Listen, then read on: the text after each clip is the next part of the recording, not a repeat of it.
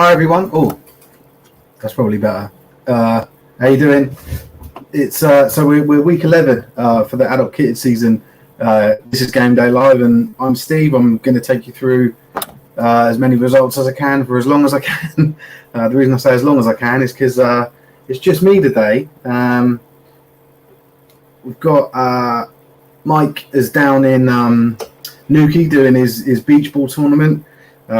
So four-a-side flag tournament on the beach down there on the sandy beach, doing his bit for charity. The winner of that tournament, hopefully we'll get it announced at some point today, because I'm fairly sure it's due to finish at any time. I need to keep an eye on it, but the winner of that tournament wins £500 as the largest cash prize that I've ever known in Britball. For a small tournament. So yeah, that's pretty cool. But anyway, so Mikey's tied up. We'll probably get him on later to talk about it.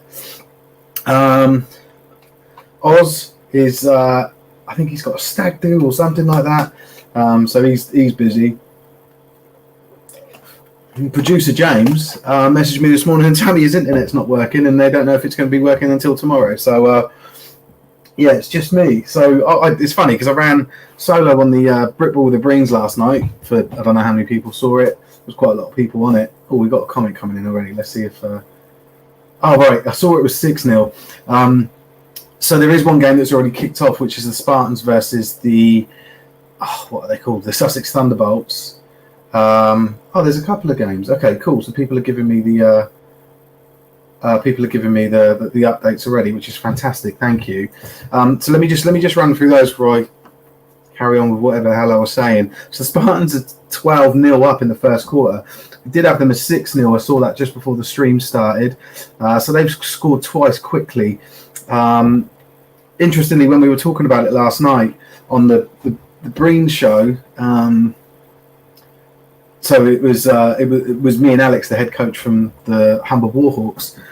We sort of said, do we need to factor in the 8? So Sussex Thunder folded, and 8 of their players have gone over to the Thunderbolts. Does that make a difference? Apparently not. Oh my goodness! So Sean, welcome Sean. Hello mate. He's told us that the do you know what? I thought this was going to happen. What I'm about to read next, not this one, but what's going to happen after it. The message I'm going to read after it. So Sean said that the Apache versus Torbay. Oh no, he did tell us it was called. I didn't read it was called. So Chris has said 38-0, and Sean said 32-0, but he wasn't sure. So I'm going to go with 38. We'll just see. But if anyone can give me, a solid. I mean, well, Chris, you don't sound unsure, so I'm going to go with that. But yeah, it was the bit about calling it at half time. I mean, you could have probably seen that one coming, right? Like that, Torbay are in a bit of a mess. I haven't even gone through the fixtures yet, and we've already found out they've called their game. Obviously, it was an earlier kickoff, but still 38-0 at half time, and then calling the game. It's just dire for them, right? Chris has just confirmed 38, and he's actually confirmed 5 TDs, 4 2-point conversions. That's pretty good, and 80% on their 2-point conversions. So well done. But yeah, thank you for confirming there, mate. Nathan, hello, mate. He said he's down in Newquay to officiate the Monarchs versus the Wyverns. That'll be a hell of a game, hopefully. So yeah, cheers, Nathan, for sort of checking in. Good luck with that today, mate. Hopefully it goes well. So it's just me and sort of going back to something I said earlier. Like, I'm not sure how long I can go for. So I think a lot of people know now that watch this. I'm recovering from COVID pneumonia. Now, it doesn't mean I'm contagious or particularly ill. It just means that my oxygen, I've got this thing to check my oxygen, and when I talk a lot, my oxygen levels drop, or I just fatigue quickly. I fatigue ridiculously quickly. I was on a call this week with someone from work, and my laptop said, "Oh, you need to plug in." I was like, "Oh, I've just got to plug this plug in." So plugged it in, crawled underneath the desk, moved this drawer, put the plug in, moved the drawer back, sat up. And I was like out of breath for about 5 minutes and sweating. The geezer was like, "You're all right, mate. You need to take it easy." I was like, "Well, if plugging a plug isn't taking it easy, I don't know what is." But So I'm very limited physically to what I can do. If that gets the better of me, I'll probably just have to cap it soon, early. But I'll go for as long as I can. Let me just check my oxygen levels now. But yeah, so just to warn you, I'm not in the best of health, but I'm getting better. It's 94 at the moment, which is decent. Sort of borderline, which is good enough. So I'm going to rely heavily on you guys today. Obviously I'll put up all the scores from our normal sources. So if you're out there and you man a Twitter feed, or you know someone that does, I will be looking at them. I will be talking through whatever comes up. The same with ScoreStream, although from what I can see, let me just go on ScoreStream.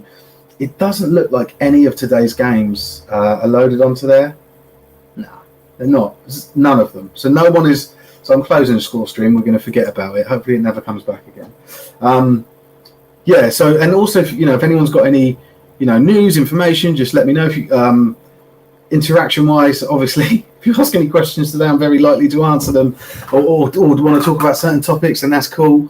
And I suppose, equally, if you guys want to come on the stream and chat, more than welcome to. We can set that up quite easily.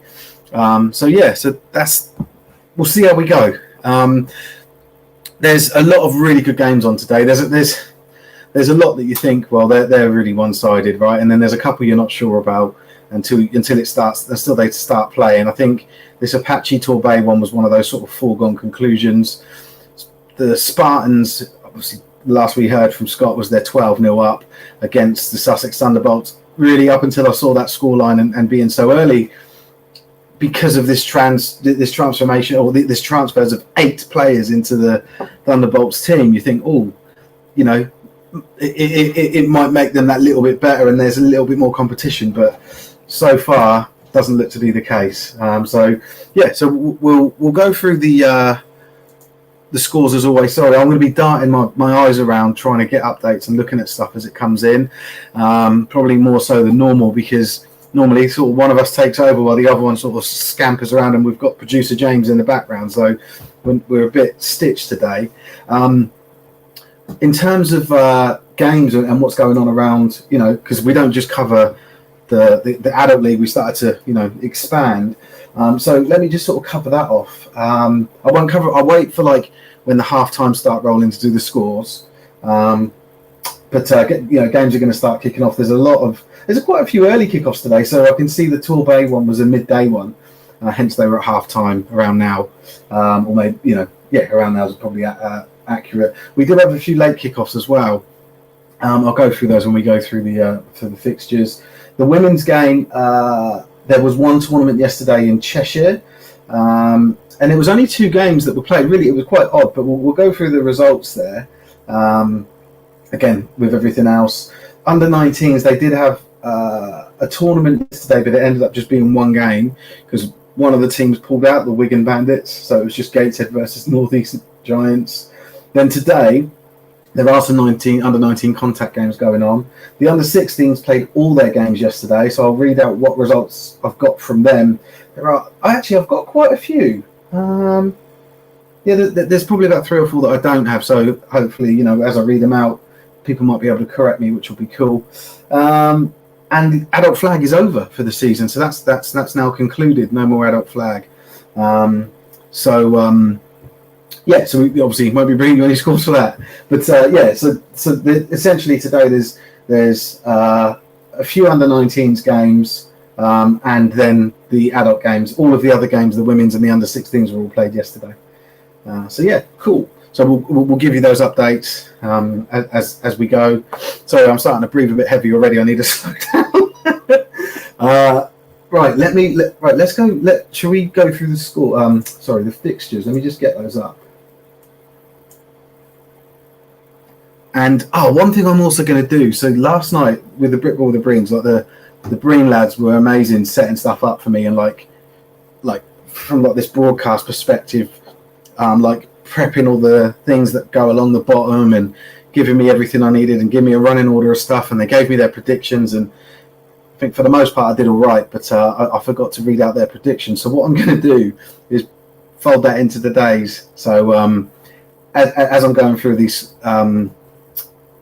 fixtures, I'll tell you who I think is going to win them, but I'll also tell you who the Breens had down as well, or have down. So let me just get that up. Actually, where is it? Yeah, cool. I've got it. Interestingly, I could have asked. So one of the Breens, Chris, has actually broke his knee. He's had a knee injury that's potentially damaged quite a lot of ligaments in his knee. He thinks his ACL's gone. So I should have tapped him up and see if he was available to co-host. But I'm fairly sure. They're at some like golfing place in Scotland. Scotland's quite famous, isn't it? For like, I think their claim to one of their claim to fame is that they created golf.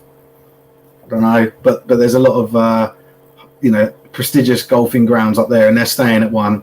They had dinner there last night, so I'm assuming that they're not available today, which is cool. Russ has checked in. Russ was there yesterday with us as well. He said, "Hanging, you're doing great." Yeah, thank you, mate.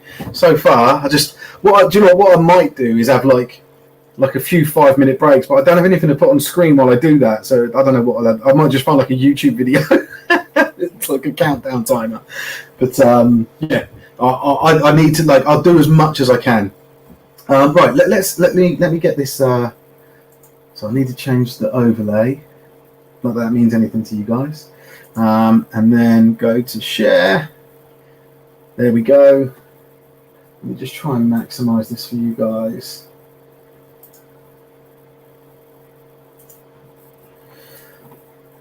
And I'll be checking. So over on this side of my screen, over on this side, I've got like messaging and stuff. So if anyone does message any of our pages, I'll try and pick them up. I did it yesterday on the Breen show, and I said to people, "I'll send in content," and I was like, "Oh, no one sent any content." And then as soon as I ended I did try and look, but as soon as I ended the broadcast, I looked again, and sure enough, someone had sent me one. So I don't know what happens, like when you're under the pressure of the camera. I think your brain gets a bit scrambled. But anyway, let's go through these results.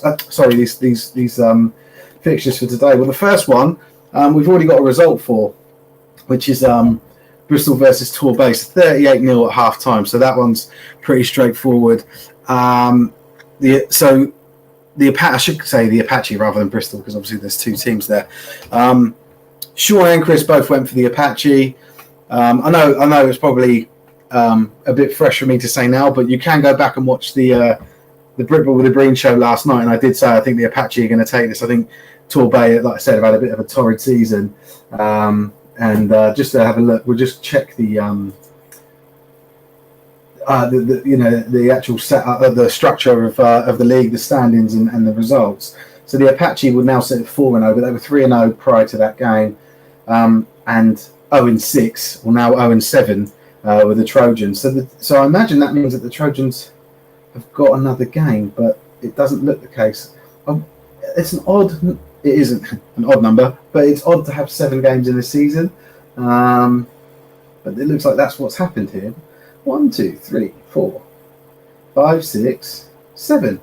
So that and all of these games. So what I've done is any game that's been like cancelled or postponed, unless it was that the team's withdrawn totally from the season, those games have all been pushed to what is week 16 on the schedule, so the 10th of the 10th. So I know that's not clear, but I saw that the way we built our software wasn't for this game's in limbo and there's no result for it. So having those dash or those non-results in the actual game weeks, which we did start doing, was actually messing up the calculations for the stand-in. So we pushed them all out. So obviously there's these 2 games here which are reverse fixture each other. And they're both on the same day, which wouldn't happen, is impossible. That, just to explain again, that's not because they're going to be played on that day. It's just like our holding bay, if you like. We're waiting for results on them. If they're cancelled, then they'll be wiped. If they're moved as walkovers, then they'll be dropped back into the week that they were supposed to have been played and be put as walkovers. At present, so this is just one division, right? There's 3 games for this division. At present, I think that I counted there's. So I think I counted that. I think it was 42 games have been like wiped, cancelled or gone from the season. That includes teams that completely withdrew. But in terms of games that we're waiting for a result for, because both teams are still in the league, there's, I think, 34. So there's a hell of a lot of games that BAFA need to sort results out for. And yeah, from a data perspective, we've just got to sort of manage it as best we can. At the end of the season, that we'll know, right? Like they'll either be 1-0 or they'll just be forgotten, and then we can wipe them. But just to explain, like that's what these fixtures are. So based on that, it looks like this is the last game. This is the last playing week of this division, unless one of these games does get rescheduled. But I just can't see it happening. So the Trojans finished their season without winning a game. A very heavy points difference for them, so another 38 points to add on to that. One thing we don't capture is, and it's something we need to start doing actually, is games that end early for injury reasons or teams withdraw, because it was quite rife this season, but it happens, right, even in normal seasons, and I think that would be quite an interesting thing to indicate somehow and show people, like, yeah, they played 7 games, but I imagine on more than one of them they withdrew at half time. It sort of it sounds familiar that this team have withdrawn. They've had a really bad season.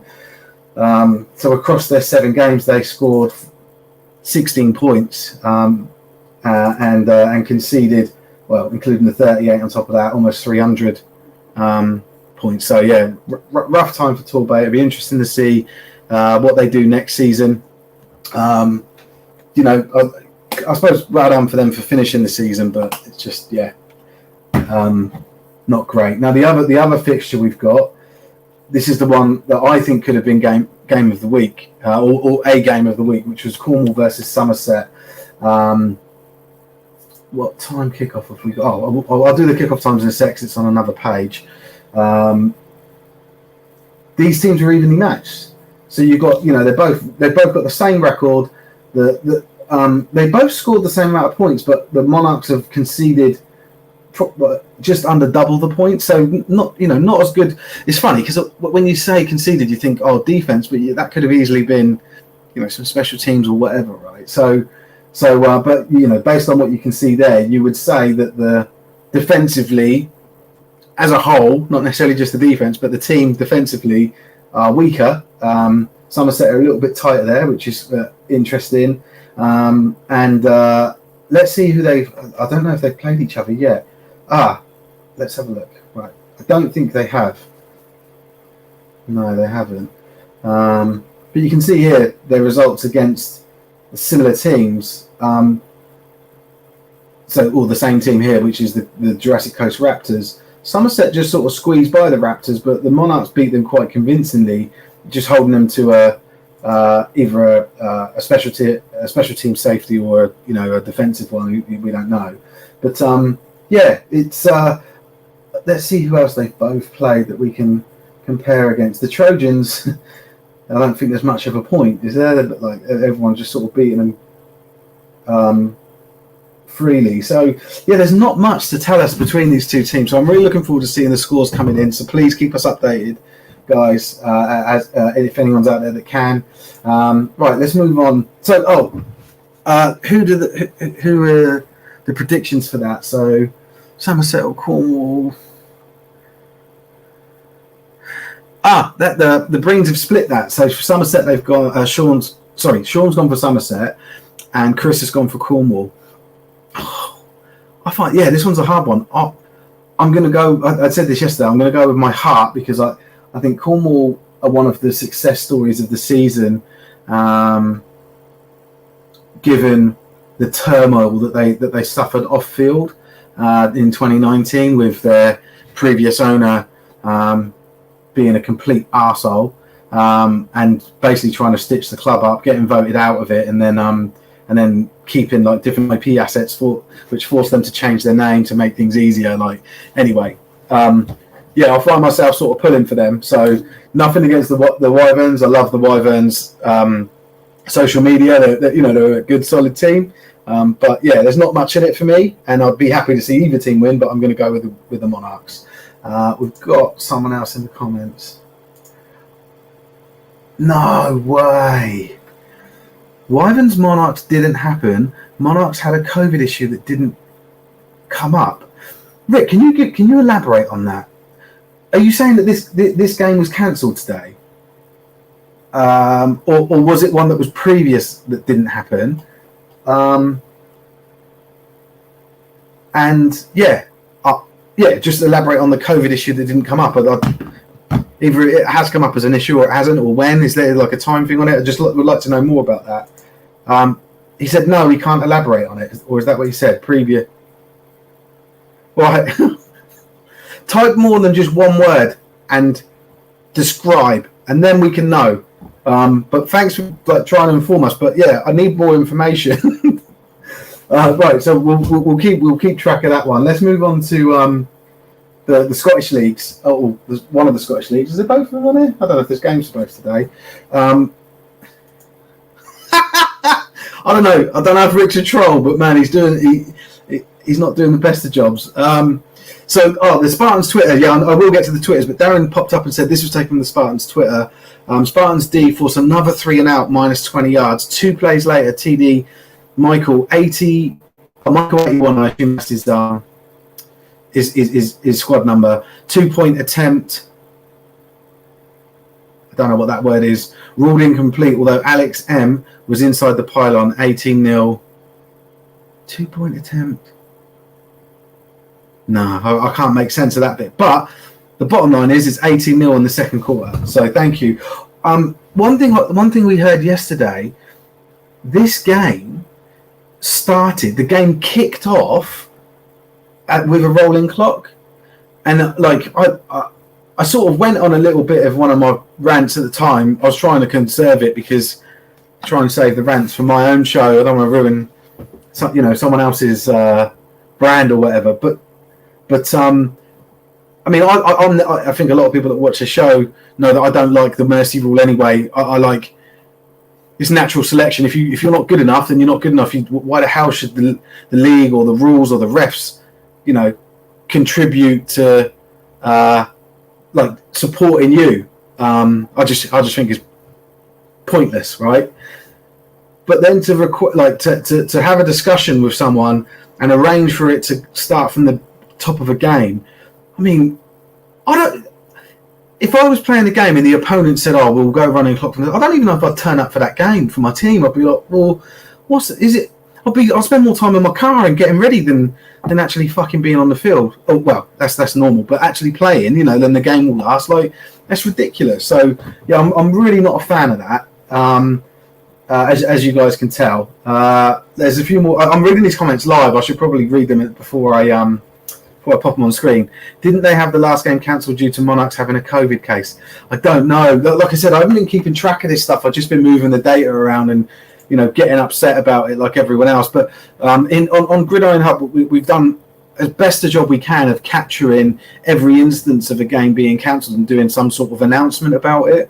So if you go through, go back through, we either share the post from one of the clubs or we make our own posts, but you can have a look through the timeline and see something I'm going to do at the end of the season and just try and take stock of everything. Fourth and 40, Thunderbolts inside their own 5-yard line, kick goes 5 yards. 80-0 Spartans. Start outside the red zone. A little bit of support for the Warhawks. Yeah, I'm a fan of the Warhawks. We'll chat to them a bit, but we'll chat about them a bit later because that it was their head coach I was talking to last night. Rick has spent a bit more time writing something up. So let's see. Was Monarchs at Wyverns, but they had a positive COVID test and chose not to travel up. No result or decision given for that game. We're at the Monarchs today and right, okay. So I thought you were referring to today's game that it was cancelled. You're referring to a previous game, so this is the first time you've played. You're right, it should be a good game. Thank you for clearing that up. Right, let's get on to the Scotland games. EKP versus the Tigers. Both good sides. Again, I think that the Tigers are another team that I just really admire and their counterparts at the university in the Bucks League. They're full of people that love the game, and love the game, but love their club. And you know, they're like tigers through and through. And I know that exists in other teams. Like I'm not saying it's the only place exclusively in the country, but it's really strong there. They got good culture. Having said that, I can't see them beating EKP. I think EKP they're a force this year. I think the big game in the Scottish leagues is going to be the reverse fixture of the Wolves versus EKP, opening day for them, where the Pirates beat the Wolves 14-0, or by 2 scores at least. I think it was 14-0. So yeah, that one again, not a foregone conclusion, but I think, I do think it's going to be a win for the Pirates. I don't think Glasgow are going to get outclassed. They'll give a game. Although they did take quite a heavy beating, I think it was last week. Let's just have a quick look. They did get done 44-0 by the Wolves. Arguably, the Wolves are not as good as the Pirates. Obviously, there we go, 14-0 on their first game. I don't think we can do Britball at mathematics here and say, well, that means that this team are going to beat this team by, a bigger margin. This is the Tigers' second game, the Pirates' third. I can't see anything other than a Pirates win. Inverclyde versus the Wolves. So Inverclyde played the Pirates, and a really heavy one-sided score that I was not expecting. I had Inverclyde down as a stronger side than that, and that's maybe a skewed view based on their previous, their Div 2 campaign where they just wiped the floor with everyone and went straight into Div 1 in their opening season. I expected them to be a little bit more competitive. Again, you don't know what, the squads this year, you've no idea how good or bad they are. But that opening scoreline, I don't know if it flatters the Pirates or not, but it just doesn't look good, right? Both of these games, I think the home teams are going to win, so the Wolves and the Pirates. I just want the away teams to give them a good game. So we'll keep an eye on that. Obviously, because that's why we're here, right? Keep an eye on everything. I just realised my door's opened. I'm in my office in my garden. It's a shed. Well, a nice sort of purpose-built office, but I call it a shed. And the door's open, which means everyone can hear me outside. And I try to keep it closed from my neighbours. But so I'm going to speak down a little bit for now, and then I'll go and close it. So let's look at what the Breen said. So every single other result that they went for, they both picked the same team. So they both picked the Pirates, they both picked the Wolves. Makes sense. They both picked the Spartans as well for that game. Okay, let me close this one, and then let's move on to Mercia. Again, a couple of one-sided games. The Falcons, I described them yesterday as like a yo-yo team. They're too good for Div 1, but they're not really a team that can make a stay in Div in the Prem Div. I think that they might survive a relegation, but they'll always be in a relegation battle. And the point, I feel like I'm just repeating last night's show. I need to probably, but I'll water it down. You can go back and watch that show if you want. But essentially, what my point was is that their approach in bringing in import players is an unsustainable approach that will only like what I mean by unsustainable is you'll get some short-term success, but you're never going to get you're never going to be one of the best teams in the country doing it. I think years ago you could. I remember playing the Coventry Jets, but like they'd bought the whole squad. Like it wasn't just a couple of key. It wasn't just a couple of key positions that they'd brought people in for. They had people up and down the country in the UK, also people pulled in from Europe, and then obviously your Americans and Canadians. That they're, back then their QB, the one that won them the final eventually, because they went from Div 2 all the way up to the Prem, was a guy called Dax Michelina, and he's the best quarterback I ever played against. The guy was unreal. One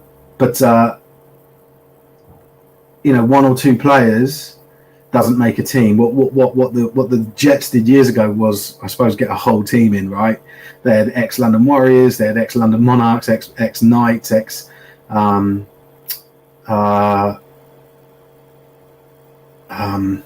were the other teams they brought in from? The Scottish teams, Birmingham Bulls, all sorts. And that was a good team. They were really tough to play against. The Leicester Falcons are, what I don't like of where you just pick a couple of positions. You will get some results, but when those players leave, you leave a massive hole, and there's no backfill on it. One of the big decisions of this season that I think they made was that when they weren't allowed to play their American QB, who I think is awesome, by the way, he's a fantastic QB. Love watching him. When he wasn't allowed to play because I think it was this residency thing that keeps getting brought up based on insurance. Instead of playing a backup QB, they played their head coach decided to pick himself. And that in itself must be completely demoralising for, if you're the second stringer and you told the coach is like, no, I'm going to go in instead. And just to sort of add insult to injury, the head coach kept fumbling the fucking ball. That sort of stuff, I suppose we laugh about watching it, but that'd destroy a team. That'll upset not just that QB, but his mates in the squad. Some of the older players that want stuff done a certain way. Like that, and that's I think the problem with Leicester is if they're going to keep doing stuff like that, bringing players in. Rather than coach, if these individuals were coming in and being coaches rather than players, there's a massive difference, right? There is longevity, there is long-term benefit to the squad. I don't think, unless they change their approach, they're just going to be a team that annihilates Div 1 and is in a relegation battle in Div 2. Anyway, I believe they're going to win today against the Surge. I don't know what sort of season the Surge have had, because let me have a look. So they're 2-3, minus 10 points. Have these guys played yet already? Let's have a little look. I don't think they have. No, they haven't. This is the first time they're playing. It's another. See, this is interesting. So we're week 11, and it's week 16 is this end, last day of the season, last game of the season, or week of the season, and you could say that there might be opportunity for some of these games to be played. So, did they have a previous fixture? Yeah, their previous fixture with the Surge at home didn't go ahead. I don't know why. It could be a COVID thing. It could just be a pullout. Who knows with the rules that we've got this year, eh? But yeah, so on the day today, I think Leicester are going to win this one. Tamworth are going to win this one. Shropshire have done okay. I really expected more of them based on how they started their season. They seem to have sort of tapered off a little bit, which was disappointing. But it's not on here, but it's down in the games that were moved. There was this game that they played against Leicester, and they were going toe to toe with them, and that was with the superstar players. The game was one that was abandoned, I think, because of the weather. So never got a result, and I was feeling really optimistic about them, but they just haven't done well lately, and we'll see how they do today. But I don't think they're going to give much of a game to the Falcons. I'd love them to, but I think the Falcons are going to win that one. And then Tamworth. Sorry, not the Falcons. Tamworth. So I'm getting my teams mixed up.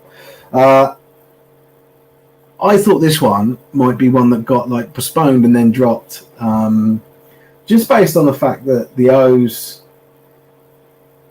lost their game to Solent, and I just thought, I wonder if that's going to, because I know the O's historically, the second incantation of them, not the old O's that I used to play against in the mid 2000s, but this new version of them, they seem to just argue with each other all the time. It's like when you play against them, if you do a few good plays and put a string, a couple of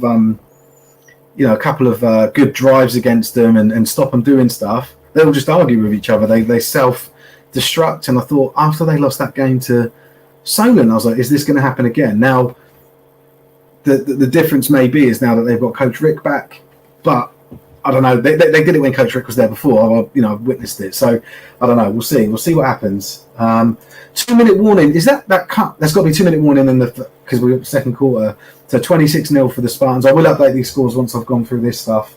But yeah, so I just thought I can't see them playing the Warriors. But when they lost to Solent. But it is going ahead. That's good. They're no match for the Warriors. That's pretty straightforward for me. I was surprised to see them beat Kent, but pleasantly surprised. That was cool. Kent were, giving the O's and the Warriors a game. They gave the Warriors, I don't know, a mild scare, went 10-0 up against them. With the games against the Blitz, they were literally to the wire both times. Low scoring, but really competitive games. And the Blitz just, I suppose, their class and their experience shone through, and they got the wins. For the O's to then beat Kent, it just was quite a bit of a surprise. Let's just see how they. It was a close game, so there was only 2 points in it.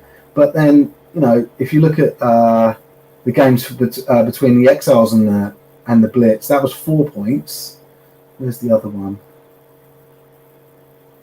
Oh, they only played each other once, Exiles and Blitz. I thought they played each other twice. Oh, sorry, and there's 2 points there, so they were both really close. It bodes well for the competition between those three teams moving forward. It's quite interesting that perennially the Blitz have been the number 2 team, and it could be that they're very close to being knocked off that perch. You can't argue that they're still not the number 2 team because they're still winning the games.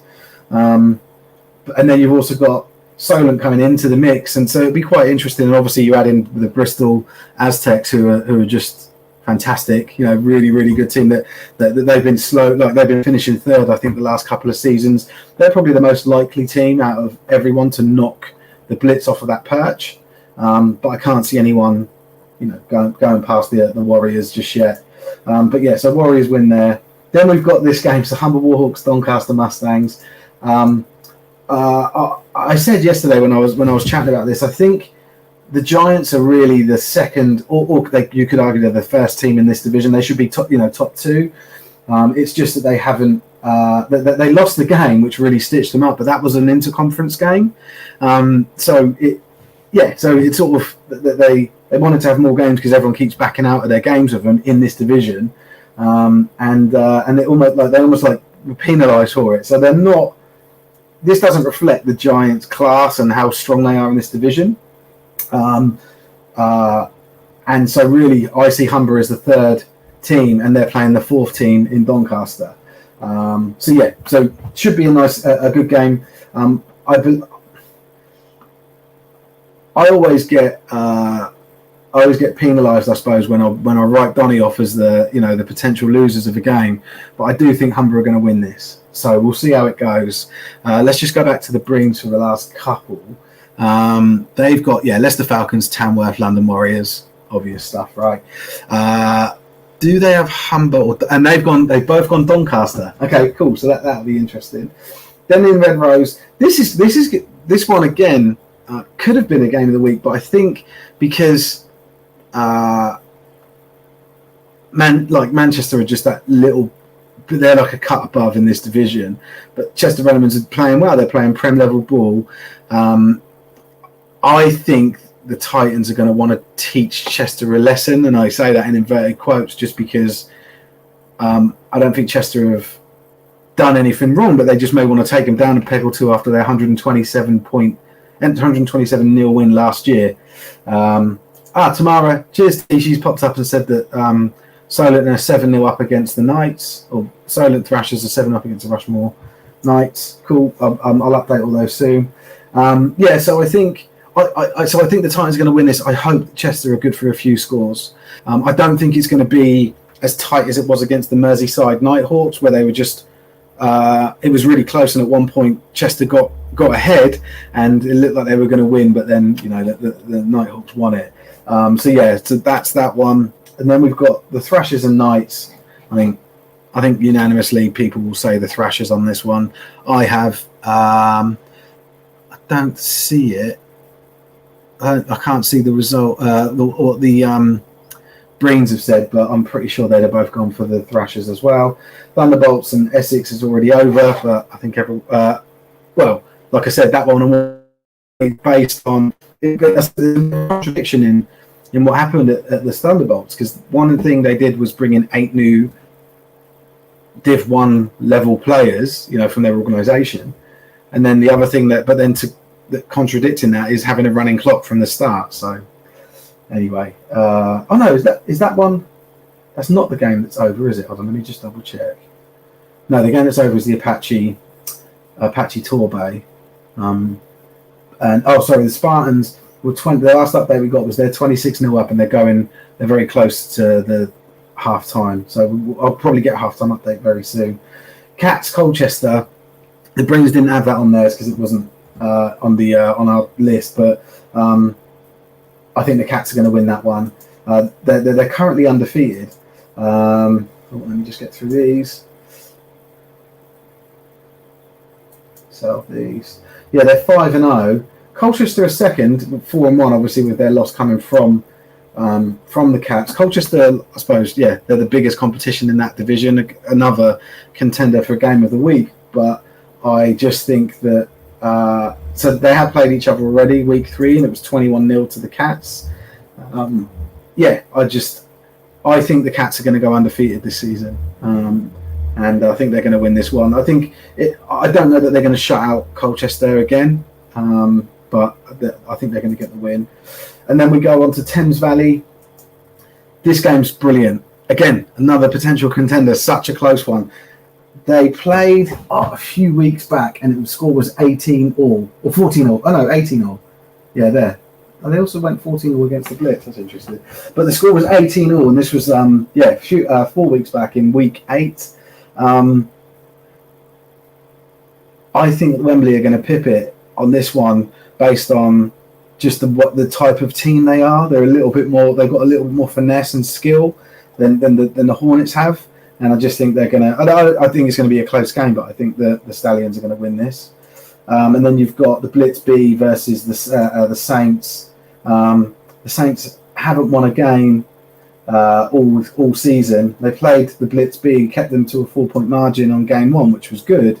But since then, even though there was only 4 points in that game, they've ended up with an overall 97 points difference, minus 97 points difference after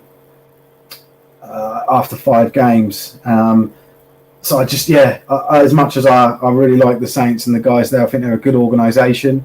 Making sure they're trying to play their games, and they got really good off the field there. I just, on the field on the day, I don't think they're going to quite cut it against the Blitz B.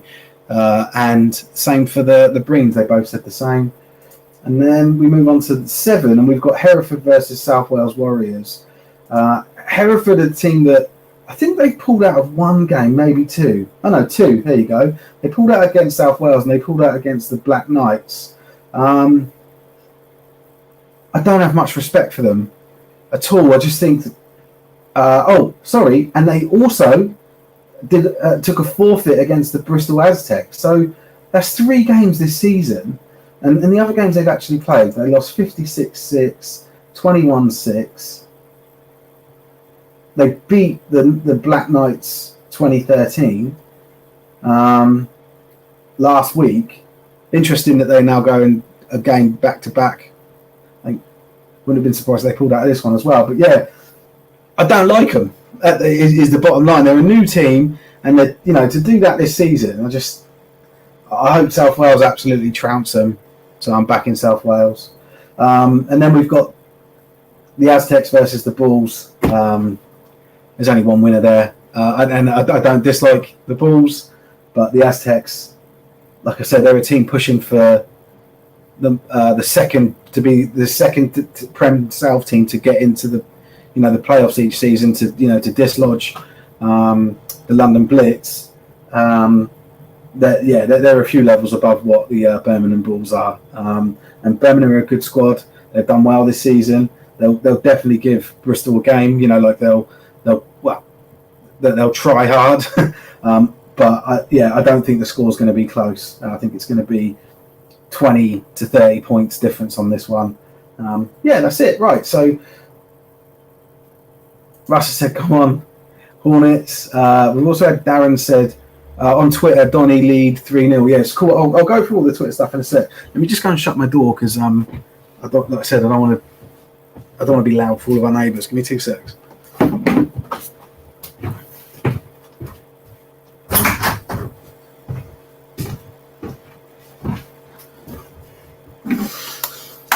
So it didn't take long. Right, so let's have a look at Twitter then. Let me just go back to me and get my border up so you can see that, which is amazing. And then get rid of that comment. Right, let's have a little look at what people have whacked on Twitter. Where is it? There it is. So, let me just refresh that. So I'm going to start back at. There's not many. I can only see 1, 2, or 3 teams that have tweeted today since the games have started. Essex have really gone for it, which is good. Have I reviewed last week's scores yet? No, I never review last week's scores. We do them on the day. Like the Breens will probably review last week's scores. We just focus on what's happening now, or what will happen today. Yeah, so I'm just going to read through the updates that we've had from Essex since they started. So, so they said their first TD was Joshua. I don't know if I assume that's his surname. Joshua 2-point was no good. Thunderbolts punted on 3 and out, and the Spartans took over on their opponent's 25 after a face cage on a punt return. That was 6-0. They had another face cage. So it doesn't sound like tackling is a strong point for the old Thunderbolts. And moves the Spartans over to within a yard of their goal line. So that would have been half the distance of the goal penalty. They scored a TD. Their QB, Tom. So it looks like he is using first names rather than surnames, unless they've got someone with the surnames of Joshua and Tom. The 2-point was no good. That got them up to 12-0. The Spartans D forced another 3 and out with minus 20 yards. 2 plays later, and I think this was the one that was shared on the in the chat earlier. So 2 plays later, TD Michael. Yeah, come on, they got to be using first names. Michael 81 was a 2-point attempt ruled incomplete, although Alex M was inside the pylon. So they're saying it was ruled incomplete, but he should have got it. But they're still they still hadn't scored 1 PAT yet. 18-0. 4th and 40. I shared this one. 4th and 40 punt inside their own 5-yard line up to the Thunderbolts. The kick went 5 yards, and the Spartans started just outside their own red zone. The Spartans passed the ball to. They had a passing TD to Will Houghton. I think they've used the full name there. Who knows? And they actually got the 2-point attempt, so that put them up 26-0. And then I think that's the last. Halftime was 26-0. Then for Doncaster, the Warhawks went 3 and out. Then the Donny's drive ended with that field goal, which has been confirmed to us. Warhawks set up again to punt. That's all we've got. So it's 3-0 there. I will update the scores on the ticker and everything. Well, I don't know if I'll even have time today, but I'll try. And then in the game for the Wyverns versus the Monarchs, the Wyverns get on the board first with a safety. So Wyverns are winning 2-0. So it's still obviously close there, but first blood drawn by the Wyverns. So yeah, I'm just confirming. Cheers, Scott. The scoreline there. I'm going to just update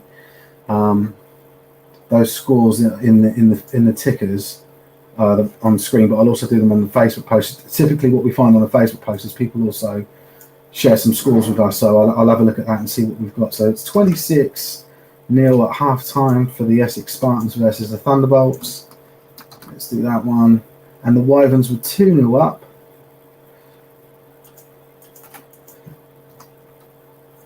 So their kickoff was at 4. Was it? So this is the game of the week, by the way, and the kickoff was at 2:00. So I'm going to put that as quarter 1. The Apache Trojans, that one was 38-0, wasn't it? Let me just put that in. And that one's full time, but called at half time. I'm just going to put full time. I'm not going to write all that information out. Trying to keep it as light as possible. And then the other one was Doncaster 3-0, right? Did I put that one in? I don't think I did. Oh, that's on the other ticker. So let's save that one. That should come up now. There you go. Those are those scores. And Doncaster 3-0 up over Humber.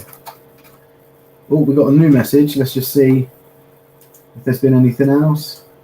Colchester are tweeting. Cheers. So Colchester take the lead with a catch and a run into the end zone, and the kick is good. So Colchester are beating, well, take the first score and are currently beating the Cambridgeshire Cats 7-0. So, yeah, I'll have to, like I said on the show yesterday, my predictions never, like I base them on like as logical as I can.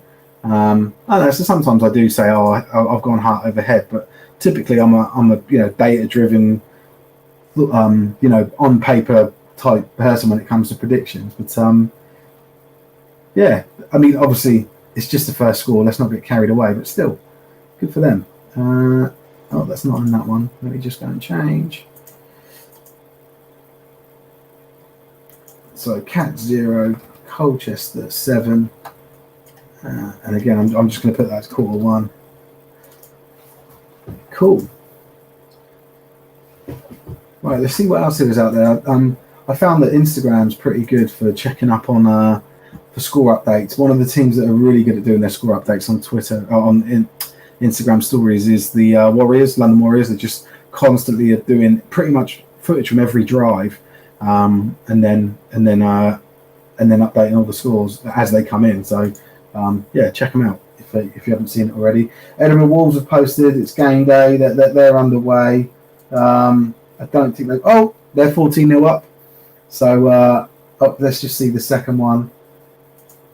No, so the Edinburgh Wolves are 14-0 up over the Glasgow Tigers. Let me just check that. Let me just update that on the ticker.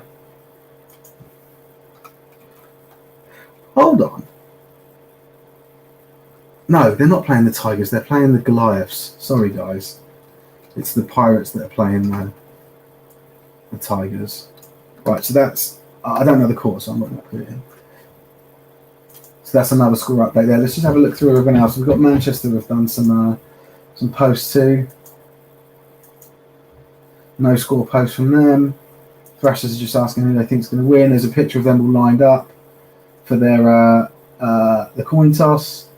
So that was 39 minutes ago. So they must have had an earlier kickoff. I don't know what time they were due to kick off, but oh no, that was card check. My mistake. London Warriors, no, they're just posting equipment and sharing stuff from other people. EKP, let's just see what they've got to say. Just sharing results. Directions to the game. Cool. Okay, so there's nothing too significant happening on Twitter just yet. Oh, there is another. Let me just check. Manchester have posted again. They're just congratulating their under-16s. Their under-16s went 12-0, finished their season yesterday undefeated as their conference champions. So I think we've put that in the feed and on the Facebook post. So congrats to them. Right. Let me just get. I just want to pull up the other. I've got it over here, haven't I? Just pull up our scores post because a lot of people. Some people do post scores on there. Looks like there might have been a couple.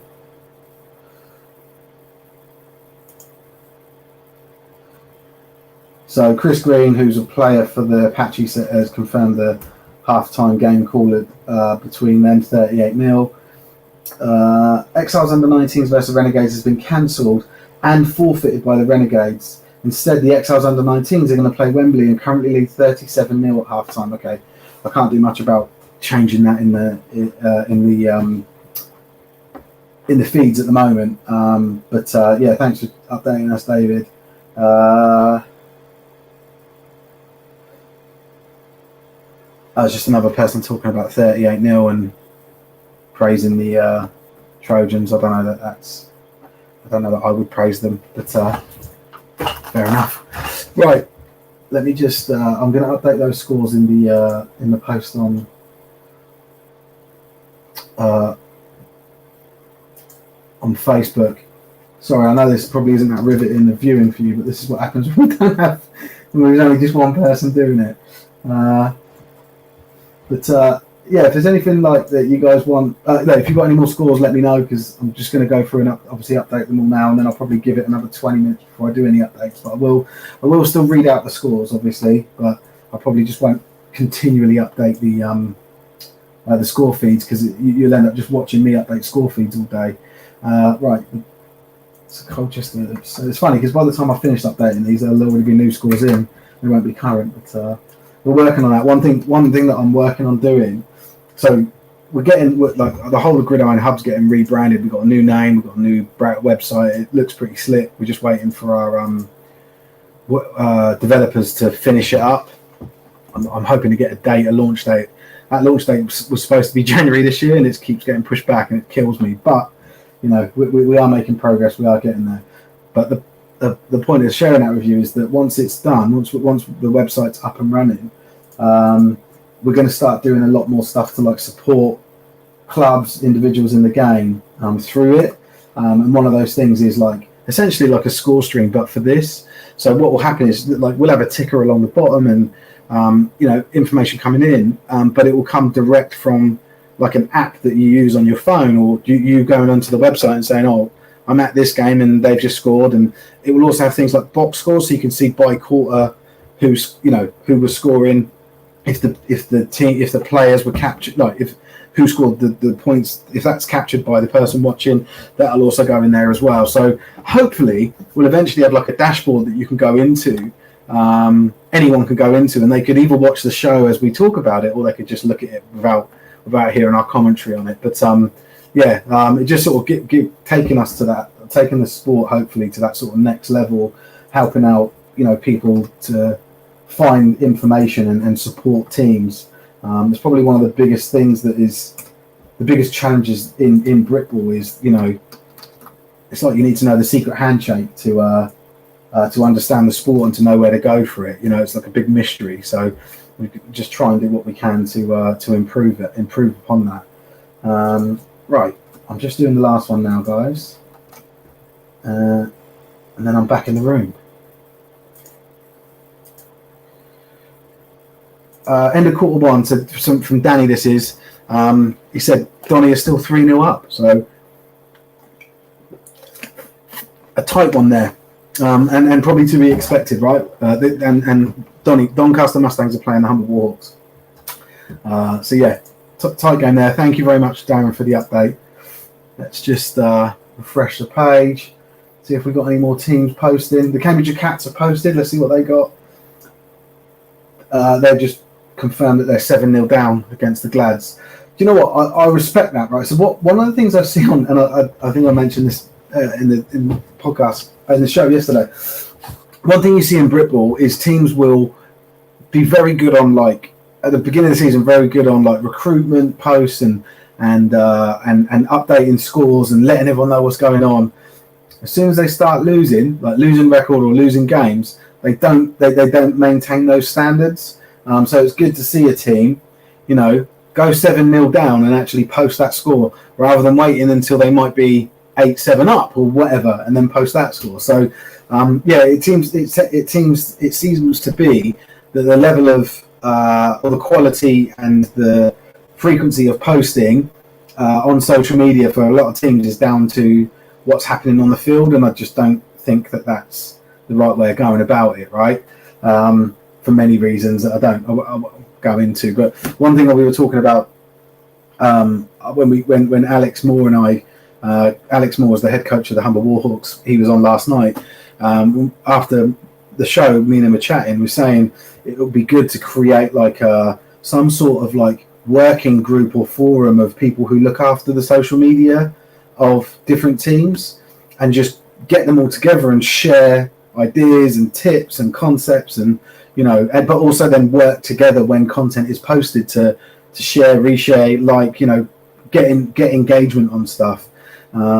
He seemed to like the idea. What I'll do is I'll wait until he's got a few people that he knows that run social media. So he said for different clubs, he said he'll get them to contact me and we'll try and set something up, and then we'll go public with it and say, look, if anyone wants to join, you can. But I think that it will be a working group. So I've been thinking about, like, I don't want it to be something that like people see as like something they just observe, and they obviously learn. We want people to learn from it, but I don't want them to treat it as like an online course that they're attending. I want them to be active and show like, we posted about this and this was the results, or this is the type of post that we do, and I want, and then these are the tools that I create to do something. This is how much money this costs us. These are the posts that we've paid to boost, and this was the results for them, and this is why we chose to boost this post. Like, sharing the story of your social media, not just listening to other people and learning from them. It's like, I suppose, like an Alcoholics Anonymous, where everyone stands up and says their bit. That's what I want to encourage, rather than just having lurkers and audience members. I want everyone as an active member, and that won't be for everyone, right? There'll be some people that are like, I don't want to, don't want to do that, and that's fine. It's just not for them. But I just want, what I do want is like a body of, even if we get 10 clubs, that'd be amazing, and then everyone just sort of working together to improve what they're doing online, and that could be, I say social media, it could be websites, it could be anything, right? But just online presence for organisations. So yeah, that's something that hopefully we can get stood up and underway. I'm just checking out the updates again. No, nothing there. Just loads of nice images, but nothing. There's no numbers been updated. Right, let's just have a quick look here. Cool, there's a few updates on Twitter, so I'm going to go through those. One is the Doncaster confirming what Darren did, that it's Q1 ended. The Kent Exiles, sorry, I'm probably a bit far away from my mic. The Kent Exiles under-19 contact team have rounded out their season with a 37-0 victory over the Wembley Stallions. So congrats to them. I'm going to get that because we've got a ticker for that. Let me just do that. So...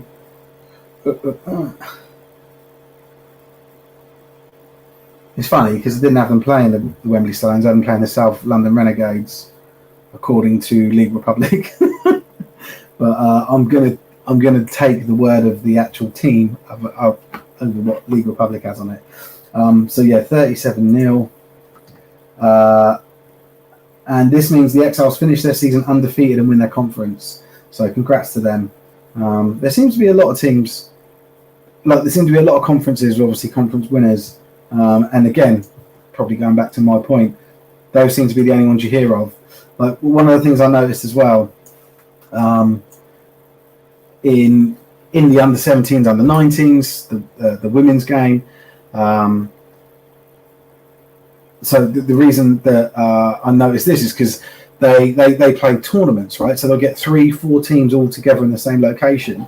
Because of the different format of the games, they're able to play multiple games in a day at those levels. And so what they do is they set up tournaments. And when I go and look for the scores, not one team will post results for other teams that have played in the tournament. All they ever do is post their own results, rather than saying, here's the results from today's tournament. It's, here's our results. And another thing they'll do is put their name first. So no matter if they were put as the away team or the home team, they always put their name first. So it's just I don't know, there's just a load of little things like that I've noticed throughout the game in the past couple of weeks or past month, when we've started to look into adding data from and results from those disciplines into our publication and what we're doing. We are looking to add league structures and results and all of that from all those disciplines to our website, but I want the website up and running first, so I'm just telling the devs to just work on that. So as soon as that's all sorted, we can then start adding more people and more leagues to it. But obviously this season will probably end before that happens. I mean, I've been waiting ages to get this rebrand done, but yeah, well done to the Kent Exiles under-19s for your win. Touchdown for the Wyverns. And the 2-point conversion is good. So the Wyverns have gone 10-0. 10-0 up in their game against the Cornwall Monarchs. So let's just update that one. The Knights. We had an update from the Knights and the Thrashers, didn't we? So let me just update that one too. So that was 7-0. The Wyverns are 10-0 up in the game of the week. So with game of the week, for those of you that don't know, what we do is we front up 50 quid worth of Amazon vouchers and then run a competition on our Facebook page, which you can't enter now because the game started. But if you can predict the score correctly, the exact score correctly, you will win the £50 Amazon voucher. We've had people that have been like 1 point away for either team or 1 point away for one team and bang on with another, but no one's actually won it yet this season. But hopefully we get 1 or 2 winners before the end of the season. Otherwise, you'd end up just running a competition that no one ever wins, and that's not good. You need winners of competitions. Wembley says kick-off at 3 o'clock at the Ranch. Do they call their home ground the Ranch because they're the Stallions? Is that, or is it actually called the Ranch? No, I've played there. We played a pre-season game against them a few years ago, the Knights, and it's definitely not called the Ranch. It's like the post office ground or something, tucked away behind loads of houses. You'd never see it, and the parking's terrible. It's a very bad away experience. They've just posted to say that they kick off in 20 minutes. So looking forward to that. Nottingham Caesars. Oh, I've got some stuff to read out about the Nottingham Caesars. So I will bring that in. One of their coaches messaged me this morning. I haven't messaged him back yet, but he sent me some stuff to sort of read out about their games and what they're doing. Oh shit! Sorry, I think that's what my missus has messaged me about as well. Yeah. Sorry. It's probably not even that big of a deal, but the reason I said oh shit was because there was a like a news flash from Sky News on my thing saying that Sarah Harding from Girls Aloud has died. She had cancer, and me and my missus were talking about it not long ago, and that's at the same time my missus has texted me. So yeah, I know, completely irrelevant, but yeah, sad news. Right, I am going to update the scores that I've got on the Facebook post and just see if we've got any more scores in. So I didn't put the Knights one in, did I? Let's do that. Why can't I find it? There it is. Thrashers 7, Farnham Knights 0. And then the Wyverns were 10-0 up, weren't they? That was the other one. There may be more. Who knows? Can't look at a glance and see it. Let me just check, see if there's any new... No, nothing new there. Okay, cool. What I'll do is let me grab that information from their coach and just sort of read it out. I assume he's put it... It feels like it's well written, you know, for just a message between him and I. So I think it's intended to read it out. I'll find out, I suppose, won't I? Yeah, he said a heads up for the stream later. Right. So they had Nottingham had a game this weekend, but it was cancelled. So if I look at the cancelled games, they were supposed to play the Lincolnshire Bombers, and Lincolnshire pulled out. So what they've said is we tried hard to get games versus Leeds and Samwell, who also had teams pull out. So Nottingham was supposed to play Leeds, Samwell was supposed to play Crewe Railroaders. Both of their opponents pulled out. There was also 2 other games that were cancelled fixtures from this week, but they were to do with teams folding. So Bournemouth was supposed to play the Sussex Thunder this week, down in the Wessex League, and Houghton Spartans, if anyone remembers them, were supposed to play the Merseyside Nighthawks, but that obviously gone a while ago. Anyway, back to this message. I said we looked at travel to Sandwell, but about 10 players said that they would be unavailable to travel. Several others were still working out childcare, etc.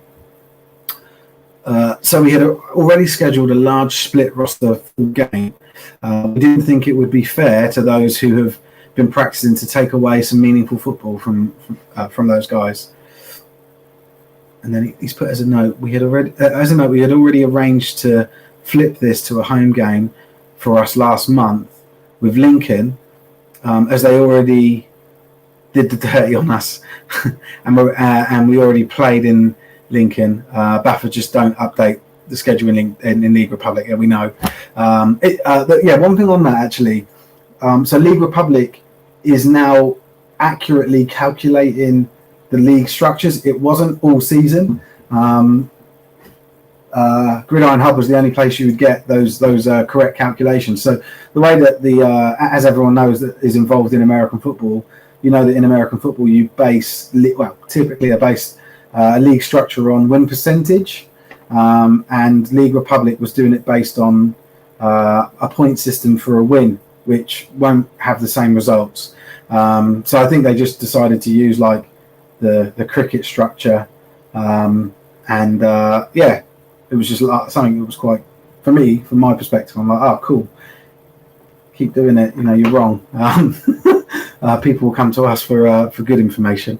But luckily, fortunately, they've now updated it, so there's the right information everywhere. And then they've gone on and said this was going to be part of a planned doubleheader with the juniors playing Tamworth at 12. Then they've said, on top of that, we've got 7 new guys taking part today. 7 new guys taking part today from other programs. So we're keen to show them what we've got. Yeah, so that was another thing that they did. The Nottingham Caesars was say, do any teams want to play us? They also then arranged this game, Nottingham versus Nottingham, like splitting their squad and having people play each other. And then they also invited players from other teams to just come and play, and they're like, they could join in as well. He has sent me, what they called them is Nottingham White and Nottingham Burgundy. He has sent me, I'll put it on screen, but I'm not reading it out because it'll kill me. He sent me their squad, and I'll just share it just as a matter of course so you guys can see it. But there you go. So this is there for the day. The Nottingham White team, the offence and the defence, and then Nottingham Burgundy, the offence and defence. But I just think the reason I'm sort of quite keen, the reason I'm pleased to sort of share, I assume these zeros are the 7 players that they've got in from other teams. The reason I'm keen to sort of share that is that I just think it's a really good example of a team, and we've had several good examples this year actually, of a team that are just doing their best with the shit hand they've been dealt. Understanding the circumstances and just trying to make something out of it for their players, and it's absolutely commendable. I don't mind sharing those sort of stories.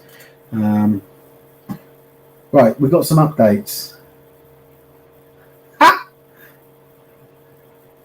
So, actually, the second update is I'll read the second update first. The Oxford Saints are 9-7 up against the Blitz B, which is awesome. No, let's not get carried away. It's the first quarter, but the Oxford Saints are beating the London Blitz B 9-7. So let's just get that in there.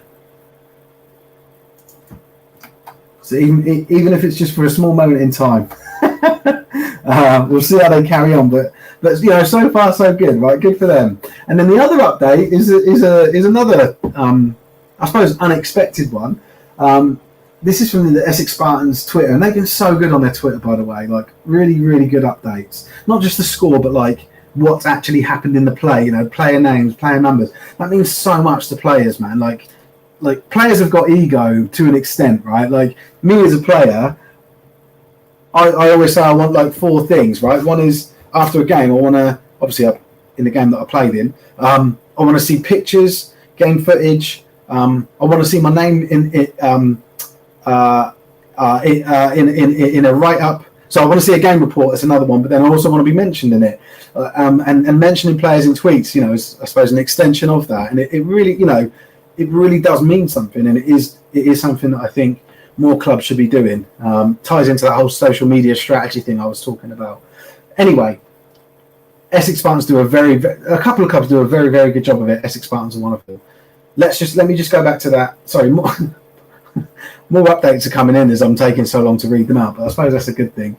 Right, so the Thunderbolts catch the Spartans napping. This is the Essex Spartans update. Thunderbolts catch the Spartans napping in the open play of the second half.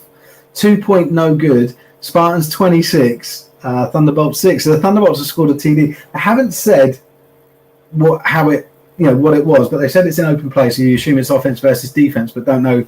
We don't know what the TD was, but the Thunderbolts are on the board, and it's 26-6 to the Essex Spartans in that game. Second half, running clock, which probably be over by the time I finish talking about it or finish this update. Then we've got an update from the Somerset Wyverns. End of Q1, the Wyverns are leading 10-0. So that's over the Cornwall Monarchs. I've got that update. I'm pretty sure. I remember I spoke about it. Yeah, cool. So that is end of quarter one. So let me just update that for Q2. Put the ticker along the bottom. So I'm assuming this is the ensuing kickoff that the Spartans received from the TD that the Thunderbolts scored. Just because of there was 2 minutes between the updates. Spartans returned the kickoff for a TD, but the TD is waved off for a block in the back, which is always a killer. I'm just going to retweet and share some of these just to let people know that we care. I've been on the receiving end of a couple of those where not necessarily a TD, but a big play gets busted and it gets called back because you decided to smash someone. Right. Oh, we've got a couple more updates. Donny and Colchester. Let's go to the Doncaster one first. So it's a tight game. After a good punt from the Mustangs, the Warhawks have the ball inside their 10.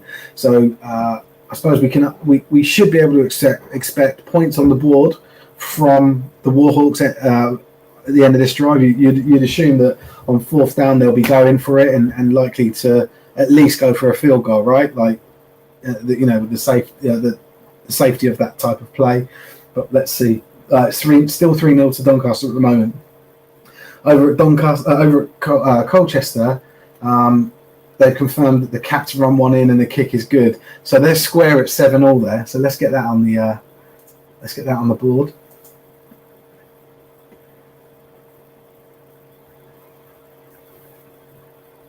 Why can't I see it? It must be in the other one. So I've got two tickers, one for like the North teams, one for the South teams, and I forget where the cutoff is. The only reason I've got two tickers is that I can put one up while the other one's getting edited. Right, 7-7, and I assume it's still quarter one there, so we'll leave that. Right, end of Q1, Donny. Perry said still 7-0. Which game? Hey Perry, thank you for messaging, but which team are you talking about? Which game? And I can tell you if I know it. Let's have a look. I'm just having a quick look on Instagram, see if we've got some teams update and stuff. Thrashers have done it. I've done an update, so we'll check that. But let's have a look at Edinburgh first. They posted a play where they got a big gain. Looks like the ball's definitely in their own half, and it looks like it's in their own sort of red zone on the edge of it. About a 30-yard gain. The Thrashers have posted a kickoff.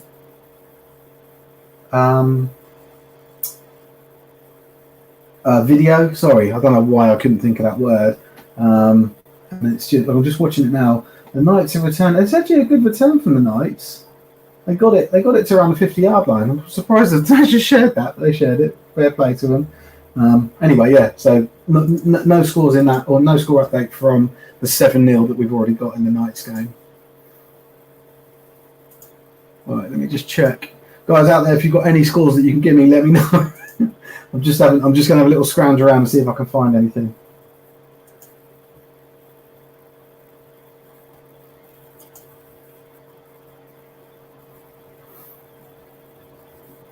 I just found out that apparently the Trojans only started the game with 23 players.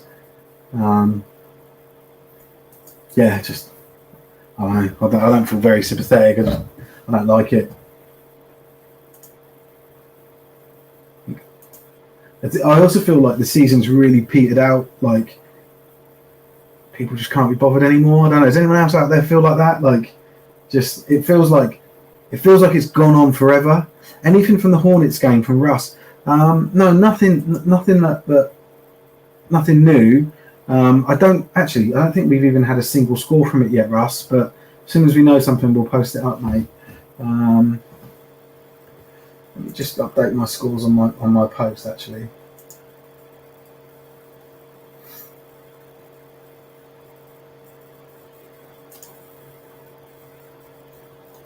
yeah, and you do see a lot of people so the season feels like it's sort of petering out, and there's no playoffs, and we're now in September, and we're still playing the regular season games. Uniball's picking up. The NFL's about to start. Anything from the Wyverns game? Yes. The Wyverns are 10-0 up over the Cornwall Monarchs, Chris. So that's the latest we've got, mate. Okay, right. So we've got score updates. A score update. So the Nottingham Caesars are doing scores from their game, their White versus Burgundy game. So I'm not going to put them on the ticker or anything, but I will talk to them. So the Caesars White are 6-0 up. So well done to them.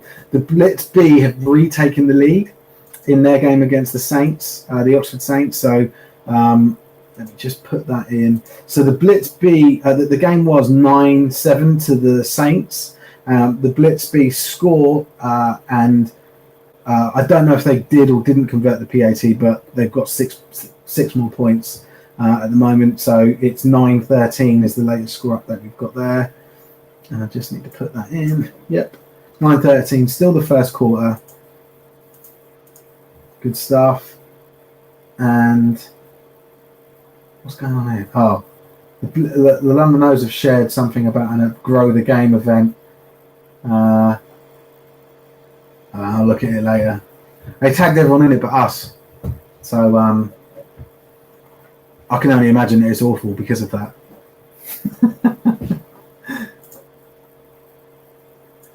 Right, let me update that score. Let me see. Oh, no, I keep flitting back and forwards between these Instagram stories. Dave Orr got his second TD. So Dave Orr, the only reason I know that name for the Edinburgh Wolves. Dave Orr was he represented the Edinburgh Wolves in our Madden tournament we did sort of this time last year, when COVID was on, and he was a hell of a player on Madden, and it looks like he's not a bad player on the pitch either. So so they now go 21-0 up. Let me just update that. So the Wolves are 21-0 up over the Inverclyde Goliaths. And then we've got an update from the Cats. The Cats Gladiators is now 7-all. Let me just check if there's another update. Let me just see if there's anything else. No, that's it. So let me change that. Oh, I already had that. Sorry. I'm losing my mind forgetting what I've already said and what I've already updated. Right, let me update those in the main post. So Cats Gladiators. So, we do have a couple of late kickoffs. I said it ages ago now, but the two later kickoffs at 4 p.m. at East Kilbride Pirates versus the Glasgow Tigers, and the London O's versus London Warriors. So we won't have the final score for that in this broadcast. I definitely won't be on, but for the end of those games. But I will. What I tend to do is put my little boy. I will do bedtime with my boys, and I take one, Mrs. takes the other. But when I've done my boy, I'm then free as long as he stays asleep. And then typically what I do is then come back out when I know all the games are finished and then update everything. And if I've got time, I'll do the scorecards as well. So those are the posts that have got the score of both teams and everything. And we've got to write all of that stuff's automated. So it's actually a computer generated graphic, which is nice. So I just put the scores in and then the website spits them out for me, which is cool. Not that you guys care, but we're a little bit more advanced than maybe what you'd expect. Right, let me just see some updates. So I'm just going to run down the scores because it will help me update them. But the latest scores we've got: Edinburgh Wolves 21, Inverclyde Goliaths 0. The East Kilbride Pirates versus the Glasgow Tigers is a 4 p.m. kickoff, so it hasn't started. Oh, we've got another update. Let's just check that. Content idea to fill time, mid-season awards. Yeah, we can have a look. Well, let me come back. That'll be quite interesting. Well, actually, while I'm reading out these scores, you guys tell me what you think the mid-season awards would be, and if any, and who you think would win them. But right, we'll come back to that. Can I still update this? Yeah, okay. Right. So, Humber Warhawks 0, Doncaster Mustangs 3. I think that's still the current score. I know. Like I said, Humber were like knocking the door to score points, but we haven't had an update since then. So still, as far as we know, 3-0 in that game. Don't know the quarter. The Manchester Titans versus the Chester Romans. We know. Oh, is it just about to kick off? So 3 o'clock kick off that game. I expect 3:01 we'll have our first touchdowns for the Titans. Leicester Falcons, Staffordshire Surge. No score. That one was billed as a 2 o'clock kickoff. I don't know that. I know that Leicester are pretty good with doing like their double headers and stuff. So it may be that one's a later kickoff and it just wasn't updated on League Republic. But it could be a 2 o'clock kickoff. But we haven't had any scoring for it for the first hour, which I don't know if that's a telltale sign or whatever. But then we've got Shropshire Revolution versus the Tamworth Phoenix. No score for that one. So maybe the thing is that Mercia don't want to give us any score updates because I said something bad about them or whatever. And then we know the Cambridge Cats versus the Colchester Gladiators is 7-all. So let me just save that. Then let's shift over to the other one. Nope, that's the wrong one. Sorry, guys. Right. Then down in the 7 division, we've got the Bristol Aztecs playing the Birmingham Bulls. That one's billed as a 2:30 kickoff, but we've had no score yet. The Stampede versus the South Wales Warriors. Hereford Stampede versus South Wales. We've had no score on it. South Wales are pretty good, I think, at updating their Facebook feed. So I'll have a look at that in a second as well. I've not looked at any Facebook feeds yet.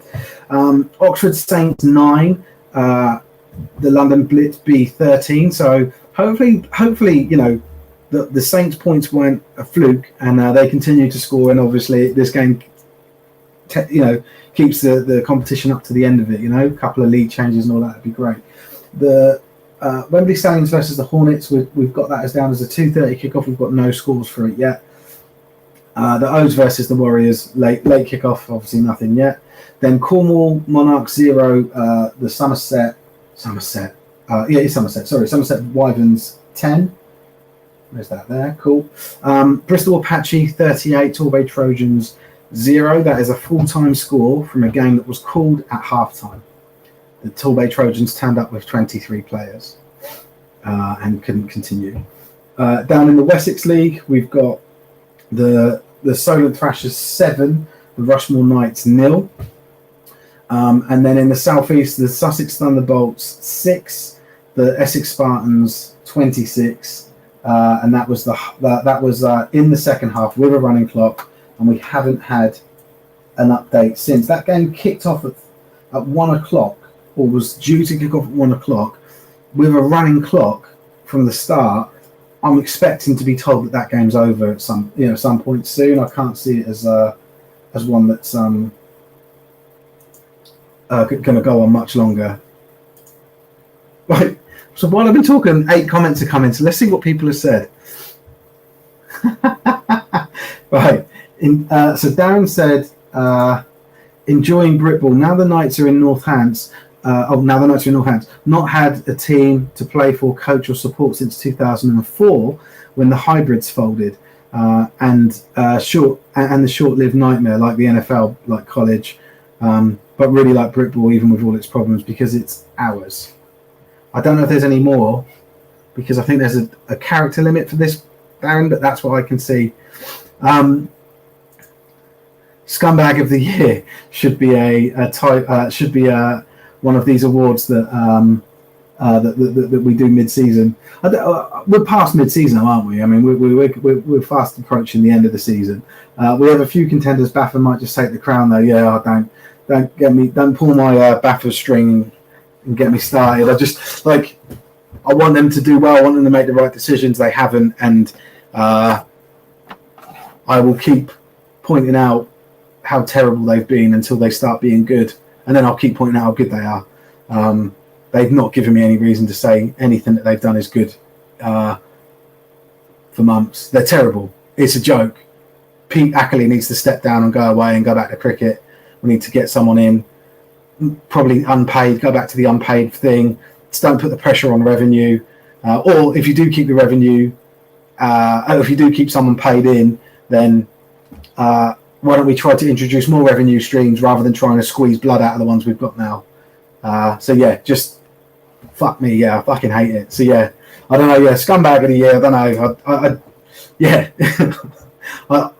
I just think they've had a shocker, and then offering up the recent thing of we'll pay for referees and some cost for 10 games, but you've got to nominate yourselves and we'll tell you which team you're playing, and this many teams can't be in it because you've already got a game that day, because we recognise that the sport this season was bad, and then they go on to put rules in place like, so there's no associate teams, you've got to play Prem v Prem, or your same level, you can travel anywhere, it's just like they're listing problems that have impacted the whole league, but they're saying they're only going to put a solution in place that benefits a very small portion of it.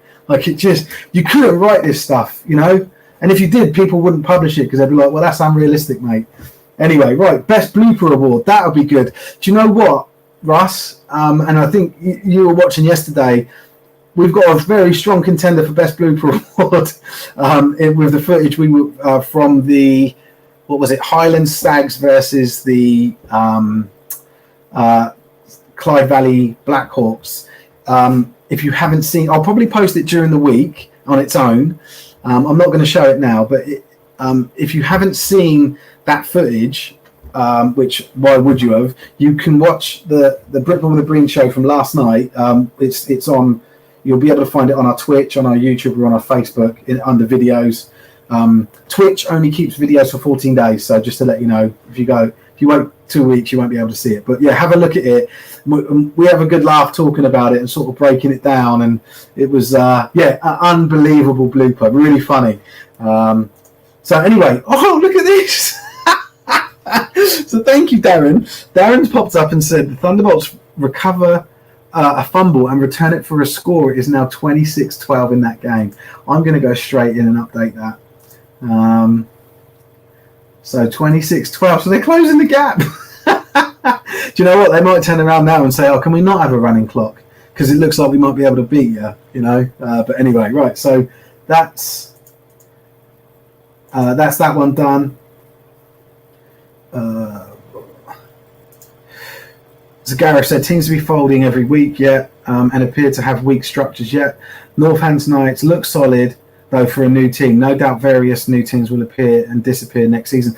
I think I completely agree with that. I think Northants Knights are one of the solid ones, and I think I'm fairly sure that Alphas are pretty good too. The Hereford Stampede, they probably need to combine with someone else locally. I don't know who they could, but they don't seem to cut it. But yeah, no doubt various teams will appear and disappear. I think the fact that they've included associate teams this year is a joke. It's another revenue decision, and everyone always says I get a lot of people criticise me saying, you just want to blame Baffa for stuff, but it's revenue, right? It's more like each of those people that are coming in are paying £37, I think £37.50 to Baffa. You've got a whole squad of people, and I say whole squad, there's a range in squad sizes, but that's revenue to them. That's how they've made their decisions. It's fucking stupid. There's no integrity in bringing in to changing the associate structure that we've had in place that is built on years of failure with it, basically, and then adjusting, and we got to a really good place with the associate, like a really robust standard that then was actually going to be adopted by existing teams or for existing teams and applied to them, because it was stricter for new teams than it was for existing teams in terms of number of coaches that are level 1 or level 2, or number of players that are actually registered at certain points of the season. It was we were moving towards really good quality standards for the game, and then this season Baffa just went, nah, we need the money. I've got to pay my fucking salary. Someone's got to put food on my own table. It's just ridiculous. So yeah, anyway, can't be asked award. There's a few of them. Should be alongside Play of the Week. What, the best blooper? Yeah. Well, the thing is, right, so with any of these of the week things, and I've warned the Breens about this when we did it. Russell just said, the onside kick. Yeah, it was an onside kick and it was hilarious. When you do these, when you do anything, what I've learned over the years of doing this stuff is when you do anything that requires input from other people, other entities, players, coaches, teams, BAFA, whatever, even like a third party physio, or someone doing something that helps create a piece of content. There's the level of interest and the level of quality and their propensity to do it, and their keenness is skyrocketed at the when they first start doing it, and a few weeks later it's all gone. So it's really hard to sustain stuff where you're asking for people to constantly contribute things like plays of the week. And I sort of said that to the Breams, and I said we'll supplement it with on Gridiron Hub by posting, and saying, send your clips in and making a fuss about it, so it's not just people that watch the show that know about it, and that's working. And then I messed up this week because I didn't post about it until late, and they didn't get any. Well, they had one submission and then this blooper one, but the one submission actually was quality, and it was I can't wait to share that in the week.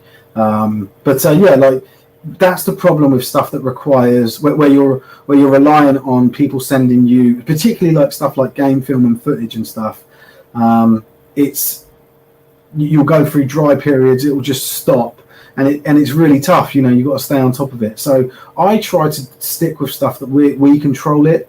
Like we don't need anyone else to be able to do the things that we do.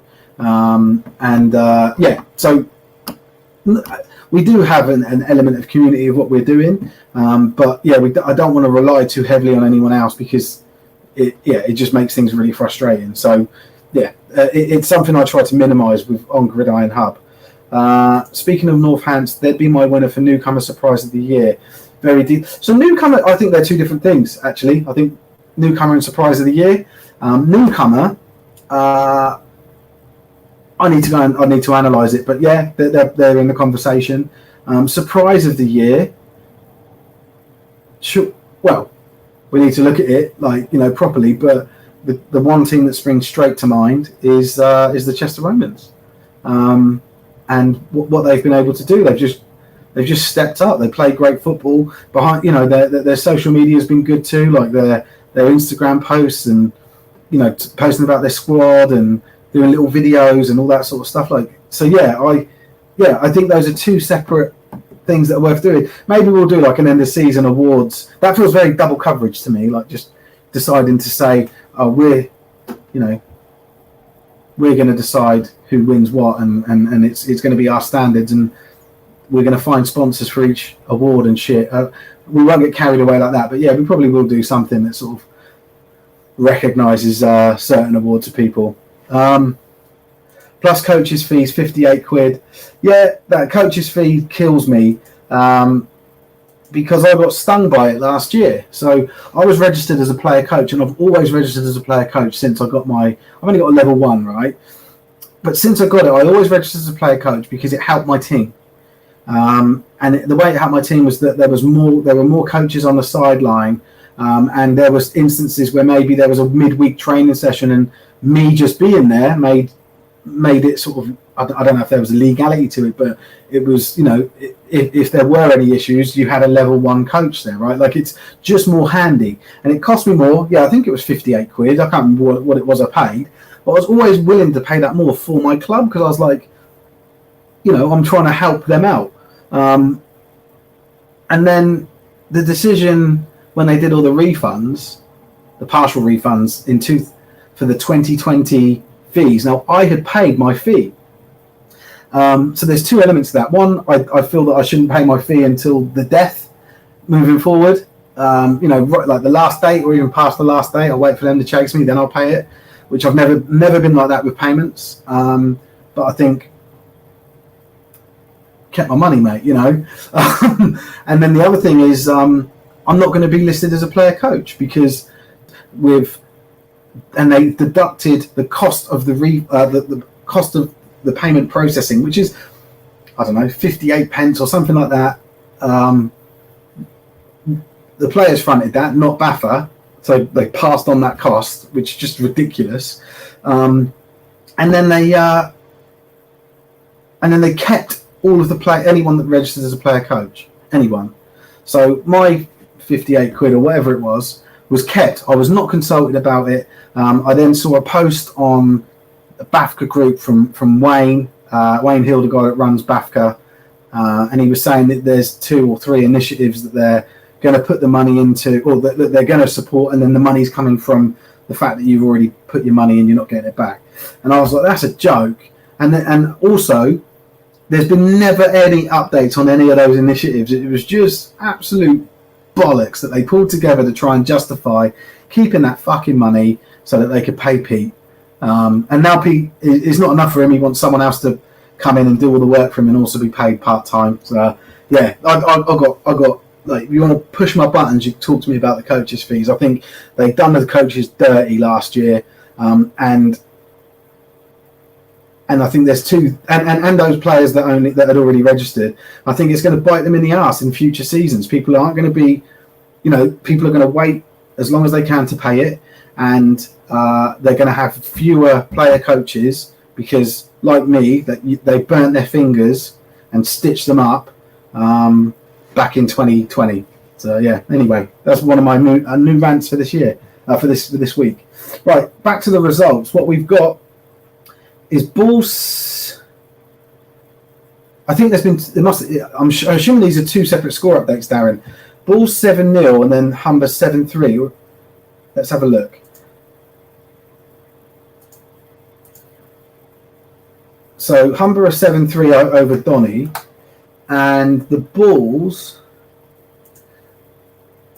are 7-0 up over the. They're playing the Aztecs, aren't they? Hold on, let's have a look.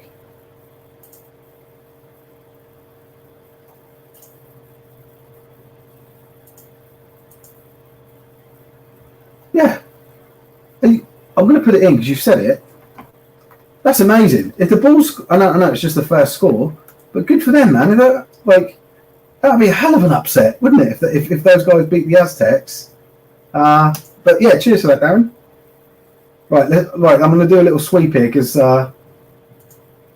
just spent about 20 minutes not talking about the scores, but I appreciate that. Thanks for the engagement, guys, and the ideas, and for listening. If you're still paying attention, right, let's have a look at. I have a look at the Facebook.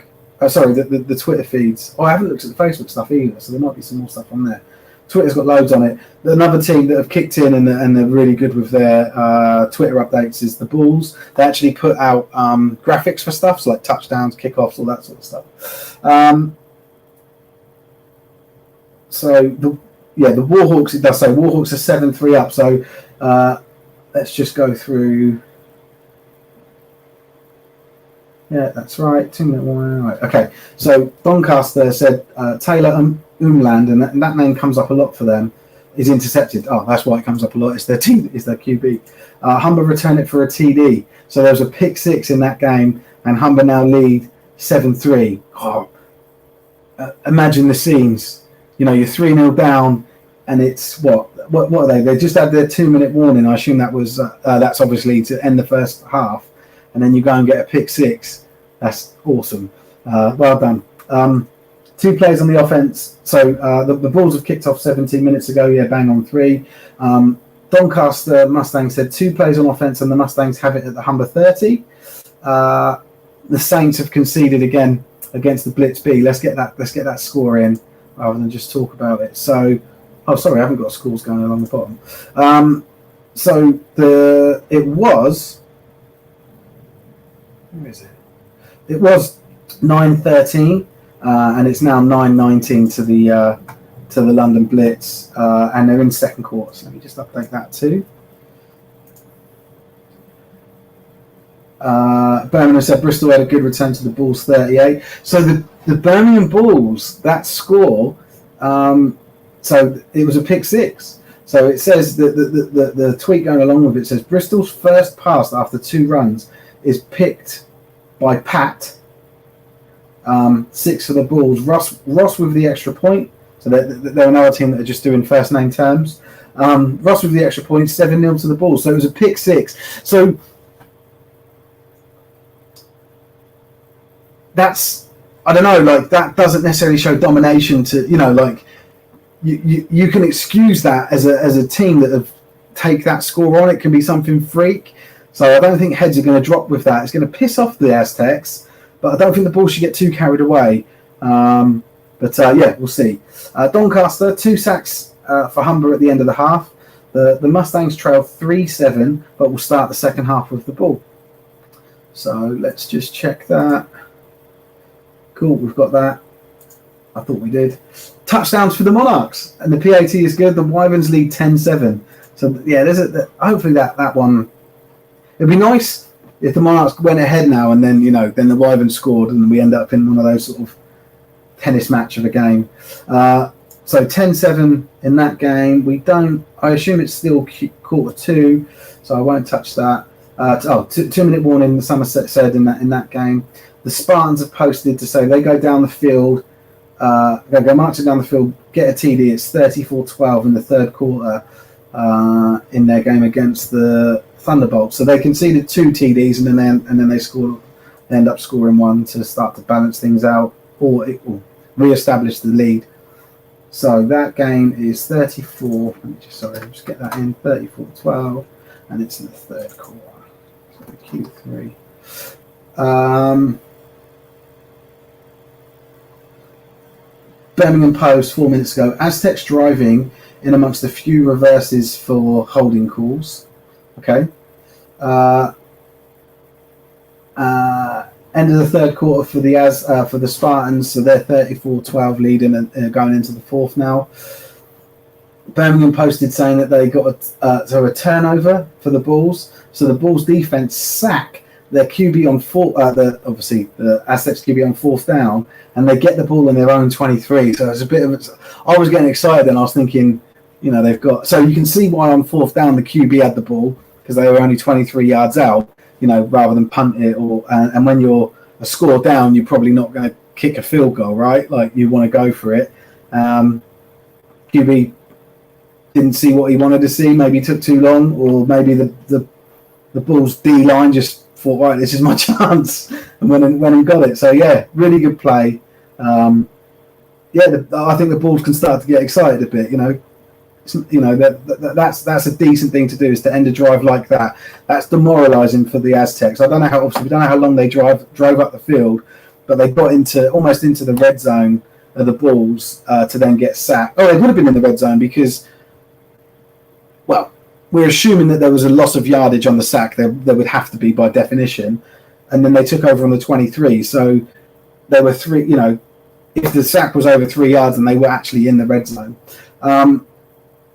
There's a bit of daylight now in between the Saints and the Blitz B. Blitz B score again, second quarter. So it's still the Saints 9 and the Blitz B 26. So yeah, they're starting to sort of pull away, which fair enough. Like I said, I do want the Oxford Saints to sort of do well.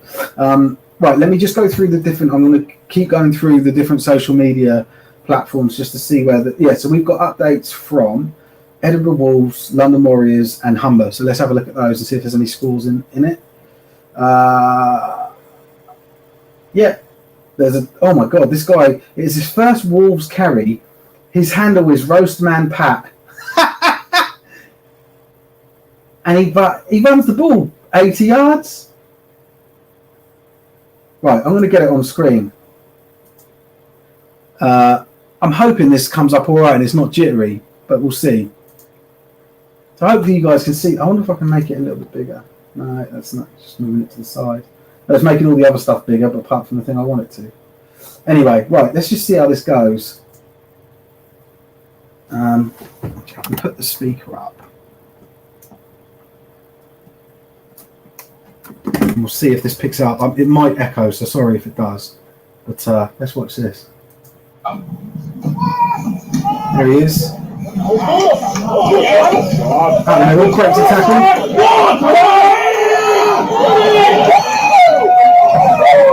Dropping downfield, and he runs it in. That's this guy's first TD for the team, for the Wolves. So yeah. Fair play, decent little run. Well, decent long run that, and that makes the score. Hold on, let me just turn this off. That makes the score 27-0. Well, that made the score 27-0. But I know there's been further scoring. So they got Ross Young got a pick 6 for the Wolves, and that made the score 34-0 at half time. So let me just update that. 34-0 at half time over Inverclyde. We do have a score for Tamworth. So Raphael, thank you so much. We didn't have a Tamworth score. So they're 28-3 up. Oh, who are they playing? Shropshire. Let's have a look. That's my guess. I know, it's a good guess. So yeah, they're 28-3 up over Shropshire. Thank you, Raphael. Please keep us updated. And let us know what quarter is if you can. I imagine that may be a half-time score. Yeah, a lot of the half-times will start rolling in now. So yeah, thank you for that. Let me just get rid of that off the screen. Right, so that was the first Instagram story we went to. There were 2 scores from the same team. Let's have a look at the Warriors. Now it's just of course they're still pre-game. They're all just warming up. No score yet. Let's go to Humber. Picture of a dog lying down with the team behind him, and that's it. So there's not much to share. So no scores to share there. But I will look through. Let me just look through Facebook. Oh, we have had a couple of people posting. I don't know if there's scores though. Thrashers are 13-0 up over the Knights at half time. So we haven't had an update from that game in a while. Perhaps you can probably tell why. I don't know. Because the person that sent in the first Thrasher score tomorrow, she's from the Knights. So 30-6 at half time. Soph, she's giving us some scores. Soph's brilliant with her scores for her score updates for Manchester. So she's giving us the under-19s update. Manchester, hold on, let me just get that up. Yeah, so under-19s, Manchester 46, Sheffield under-19s 42. So let's just get that into there. So well done to Manchester. Commiserations to Sheffield. Sounds like a hell of a game. And thank you to Soph. Let us know if you've got any more score updates. That'd be great. How do I save this? There we go. Right, now let me just go through. Sorry, I'm just looking at different parts of Facebook, and then I'll start looking at the teams, the team feeds as well.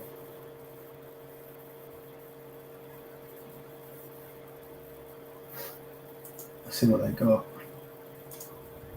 Groups? No, it's not groups. It's only pages. There they are.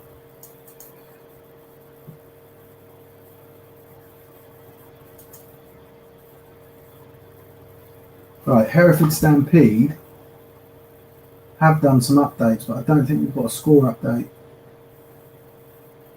Oh, they've just 23 hours ago they posted some pictures from their win against the Black Knights, but that doesn't help me on Game Day Live.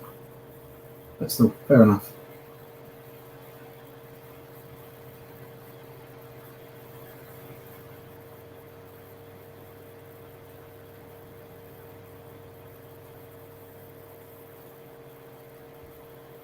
I can just find old stuff on there. There's nothing, and I can't filter by like dates and stuff, which is quite frustrating. But there's nothing new. I'm just looking at Hereford's own page. No, there's nothing on there. Let's check South Wales.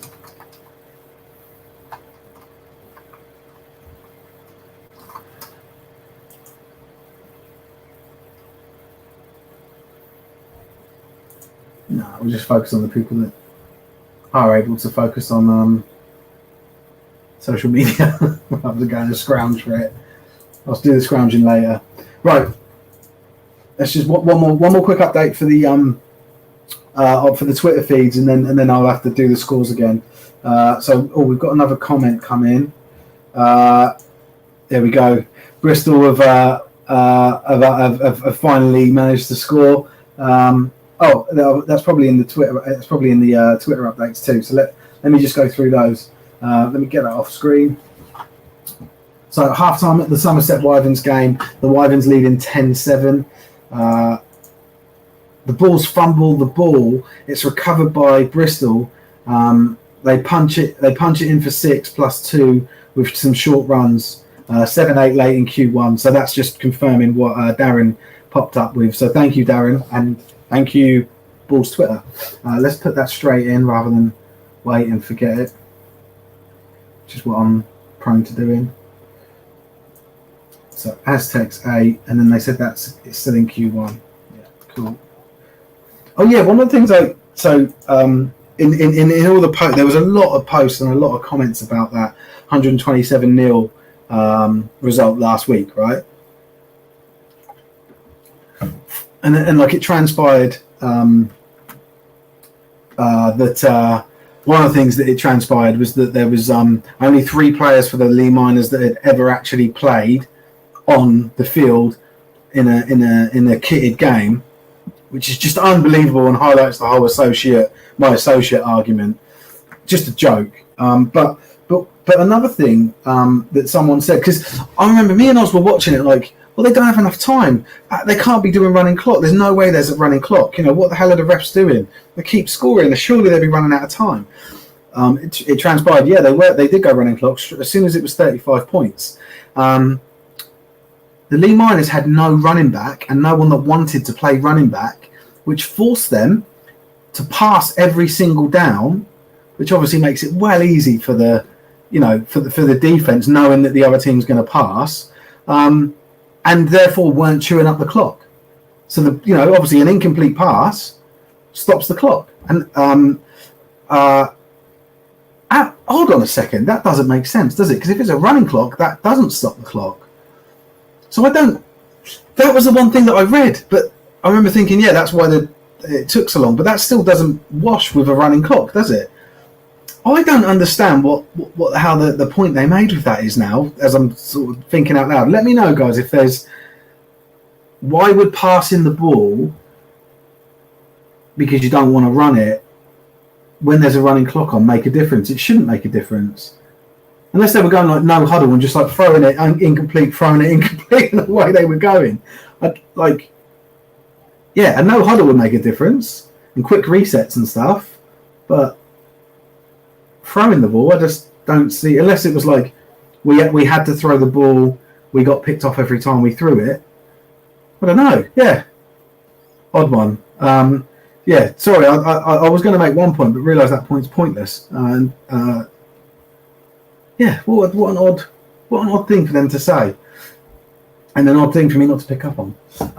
Right, it's 6-6 for in the game between the Nottingham White and the Nottingham Burgundy at half time. So good for them. And the second half has just kicked off for the Doncaster Mustangs. So what I'm going to do now, I'm going to run through the scores from the other divisions because I like doing that just like at least once. So making sure that the other disciplines get their focus. So let's do it. This is a bit where I really start to sweat and lose my breath. Actually, I'll probably take this hoodie off in there. I'm boiling. Right, so let's go with women's contact. I'll put the ticker along the bottom. So their tournament in Chester. There was another team involved in it. I can't remember who it was, but they pulled out, and it meant there was only 2 fixtures: Birmingham Lions and the Manchester Titans, and then the Cheshire Bears and the Manchester Titans. And when I was told that, I was like, "Are you sure these are the only 2 fixtures?" I messaged the Cheshire Bears about it, and they went, "Yeah, this team dropped out, so there's only 2 fixtures." And I thought that's not fair on the Manchester Titans. But then I thought, oh, actually, maybe they're like the dominant team. But then I know the Birmingham Lions are awesome, right? So I just thought, oh, maybe that's like the dominant team going, yeah, we'll play twice, doesn't matter. Evidently not, because Manchester lost both their games. So Birmingham beat Manchester 44-0.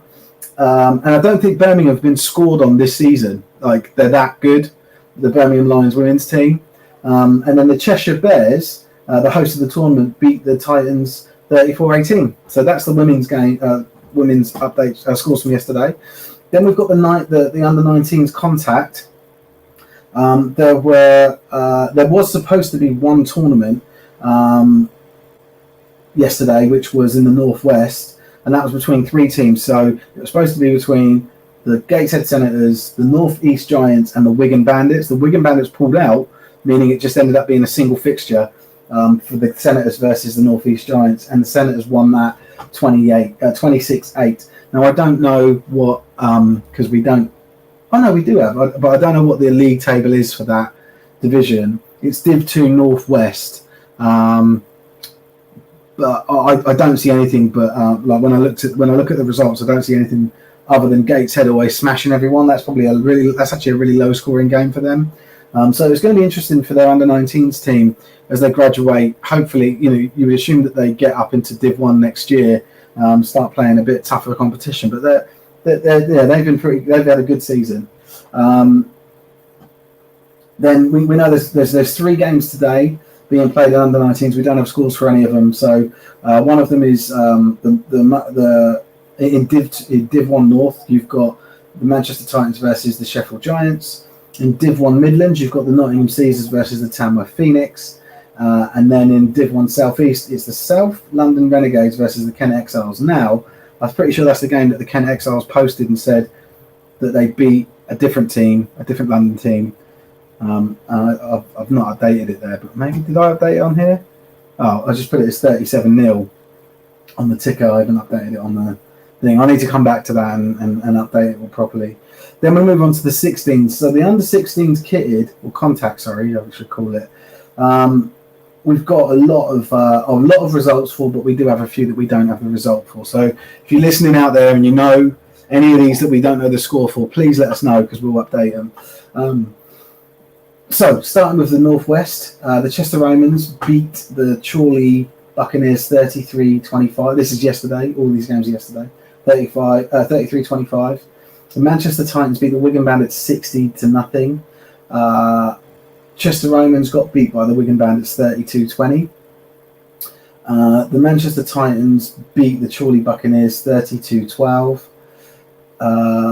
Chorley Buccaneers beat the Wigan Bandits 32-6. Manchester Titans beat the Chester Romans 63-12. And then the end result of that day was that the Manchester Titans go 12-0 on the season and win the divisional championship. So congratulations to them. And I saw all their little posts online. I think I shared a couple of little bits on our Instagram. Yeah, if you've got a few minutes, pop onto their Instagram and just say well done to them, because these lads they love this stuff. Like they love, like whenever we post something. Like I've got one here actually. I think he's an under-19 player. Is he under 19? He's an Exiles player, right? And he wears number 63 as a running back. And I love watching their little clips and stuff. And you watch his clips, and he's like tasty, making long runs. He's a solid lad and throwing people over and stuff. And I just reshared it and I added some music to it. Like sort of trying to fit it to the content and making him sound good, making him feel good. I don't know. I posted it a couple of hours ago, and while I've been doing this, the lads messaged me saying thanks a lot for the recognition. And I thought, yeah, quality. Like it means a lot to these guys, and even if you're from another team, I know we're sort of neutral as Gridiron Hub, but like these lads are, they're the future of our sport, right? And it means a lot to them. And if so if they do win stuff, or you do see clips, or the team announces that they've won a divisional championship, I just urge everyone out there to just like a thumbs up or a well done and good for you, and because these guys, it means so much to them. So that's my task for everyone. Go out there and just tell someone that's playing the game well that they're doing a good job. And I mean like the under 16s, the under 19s, like the lads that are the grassroots of this sport and are going to be the future of it. Let them know that we think they're doing a good job. Moving on. Midlands A division. I don't have a score for Birmingham Lions versus Nuneaton Jaguars. However, I don't have a score for any of the Nuneaton Jaguar games, apart from one, which was a walk over to Tamworth. I've got a feeling that Nuneaton pulled out of the tournament, but I don't have it confirmed. It just looks like it. Once I've got that confirmed, I'll update it. Then, so Tamworth beat Tamworth Steelers 31-6. The Birmingham Lions and Tamworth Phoenix drew 18-all. like I said, no scores from Nuneaton versus Sandwell. The Birmingham Lions versus Sandwell, I don't have a score for. And then the other game was the Nuneaton Tamworth one, which was a walkover to Tamworth. So not much in that division. Midlands B, we've got scores for every game. So Leicester Falcons beat the Rugby Rhinos 24-8. The Northants Knights got beat by the Bedfordshire Blackhawks 20-14. The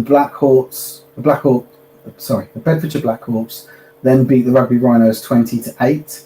Northants Knights put 41 over the Leicester Falcons, who only managed 14, so that they won that one.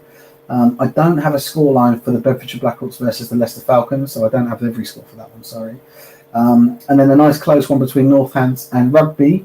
So the Northants Knights and the Rugby Rhinos, with Rugby Rhinos winning 14-12 on the day. So just two more to go through. Bear with me. Hopefully there's people out there that do appreciate this. I don't mind reading them out, actually. I do think they should have recognition. Right, South A says the Salisbury City Marauders 12 over the Solent Seahawks, who've got 7. Somerset Wyverns and Paul Dolphins 8. They drew 8 all. Paul Dolphins 6. Solent Seahawks 25. The Salisbury City Marauders beat the Somerset Wyverns 27-0. Salisbury City Marauders also beat the Paul Dolphins 19-7. And then in the last game we've got there, the Solent Seahawks beat the Somerset Wyverns 30-6. Then down in the southeast, the London Blitz team took walkovers. So their walkover losses against the Wembley Stallions, Hellingly Phoenix, and the Kent Exiles. The games that did go ahead, Hellingly Phoenix got beat by the Kent Exiles 19-0. The Kent Exiles also defeated the Wembley Stallions 45-18, and then the Wembley Stallions beat the Hellingly Phoenix 12-0. So that's all the results from yesterday. And like I said, well done to those that secured their divisional championships. I know a couple did. I'm pretty sure there's more games coming up. I need to look at their schedules. And then the last one is the Flag divisions, and their season's over, so no more Flag for the rest of the season. So like I said, as and when we can, we'll update our website with all this stuff, but it won't be until we get the like I said, I don't want to take the eyes off the prize of the guys doing the revamp, and I'm really excited about it, and I'm really looking for, like, the new website looks unbelievable. Like, it's slick. It cost a lot of money to get the right designers in to get it designed, so it's like ready. So I've got mock-ups of it and it looks awesome. I've got a back-end guy who's like looks after like how things work and the database and everything. That's slick, that all works, it's awesome. And just need this one person, or we're getting a team of people now building them out slowly, front-end developers, who essentially take the design from a system called Figma, which basically creates all the component parts that the designer thinks up and puts together, and then they code it into the website and connect it to the back-end stuff and make sure that when you click on a button, the correct thing happens and all that. So yeah, it's I probably don't sound very good at describing this stuff. It's because I don't know it. It's not my domain, which is why I have to pay all these people to come in and do it for us. But I'm really excited about, the new name, the new direction we're going in, and bringing it all to you. It's really stifled a lot of the stuff we want to do. Like I always look over here and I've got like $2,000 worth of new merchandise that we're going to do with giveaways. It's been sat there since like March.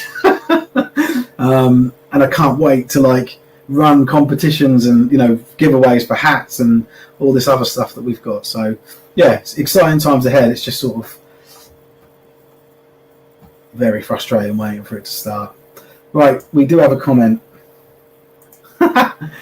Yeah, I know Flag's not everyone's cup of tea. Do you know what I'd also like to do? Because I think Frisbee and Flag are like, I wouldn't say equally as important. I think Flag's more important in terms of getting teams into the sport. But I also think Frisbee's another sort of like gateway, or it certainly is in the States, a gateway sport into Flag and into contact American football if they want to go that far. So yeah, I've been looking into the that like the existing frisbee structures within the UK, and it might be something that we bring in, or it's a sport. We want to bring in multiple sports to the platform, but it may be the first one that we bring in because of the connections to, or my perceived connections, based on my growing up in the US to the existing sports that we're going to cover. But yeah, I understand they're not for everyone. Frisbee is a good laugh. I don't know if anyone's ever played frisbee football, but like the way I would describe it, it's like a combination of like netball and flag, but obviously you play it with a frisbee. So like once you've caught the dish, you've got to stand still and then try and find someone to lob it to, and it's like, yeah, I really enjoy playing it. So yeah, I just think it would be a cool thing to bring into, imagine if you had clubs that had, from little kids all the way up to adults all playing frisbee, little kids to adults playing flag, and then obviously the same from whatever age they're allowed kitted as well. Like that'd just be awesome. I know it's a big ask. You probably Manchester Titans would be the first thing to do it, right? Yeah, that's I just think it would be nice to sort of start branching out a little bit and making other sports more aware of ours and other players. Spartans 42, Thunderbolts 12, and the Aztecs 16, Bulls 8. So the Aztecs have gone for 2 both times and got 2 both times. I think they're looking to put as many points up on the Bulls as they can now. Potentially, I mean, I know that's obvious, I suppose, but they've gone for 2 PATs. And got them both, but I know it's the aim of any competition to score more points than the opposition. But yeah, I think the Bulls might have embarrassed them a little bit here, and they'll want to sort of capitalise. Right, let's have a quick look at. Let me just update these banners. So Spartans. Let me just go through Spartans. No, I did that wrong.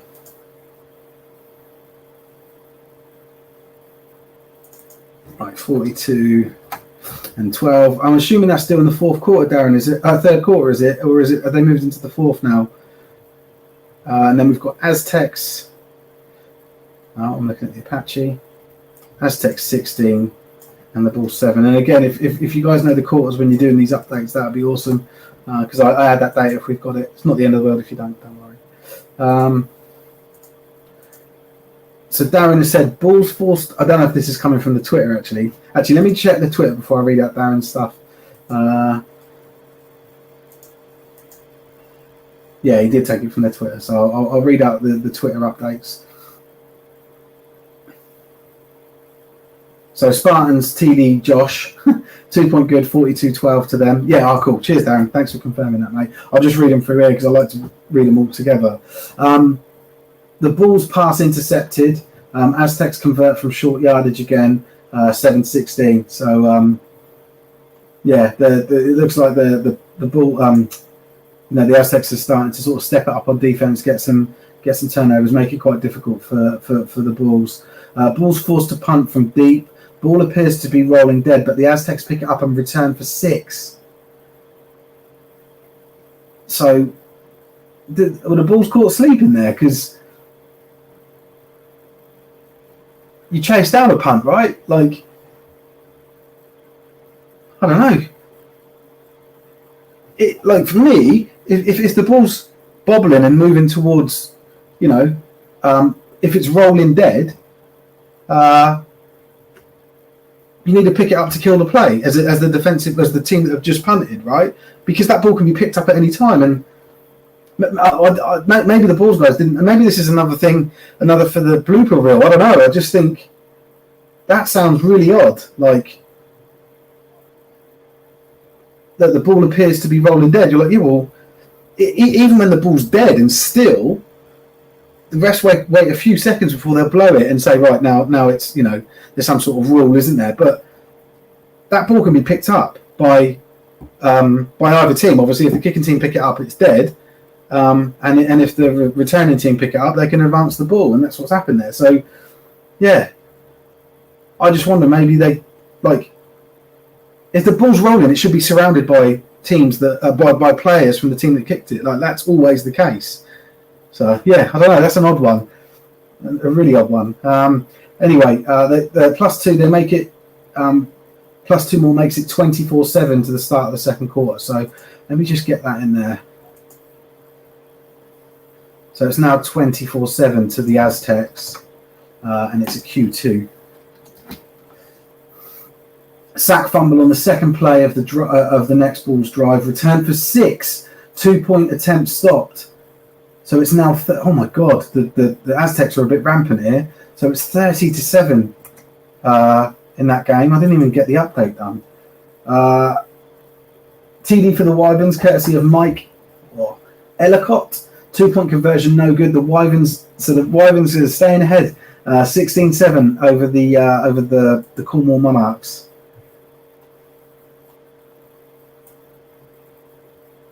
That game's still to play for. I think, but either side can still take that one. Obviously, upper hand goes to the Wyverns. It's theirs to lose, but yeah, good game. The Cats, having been 7-0 down, are now 14-7 up. So they've scored again, converted the PAT. They're now 14-7 up in the third quarter over the Colchester Gladiators. Cambridgeshire Cats, I should say.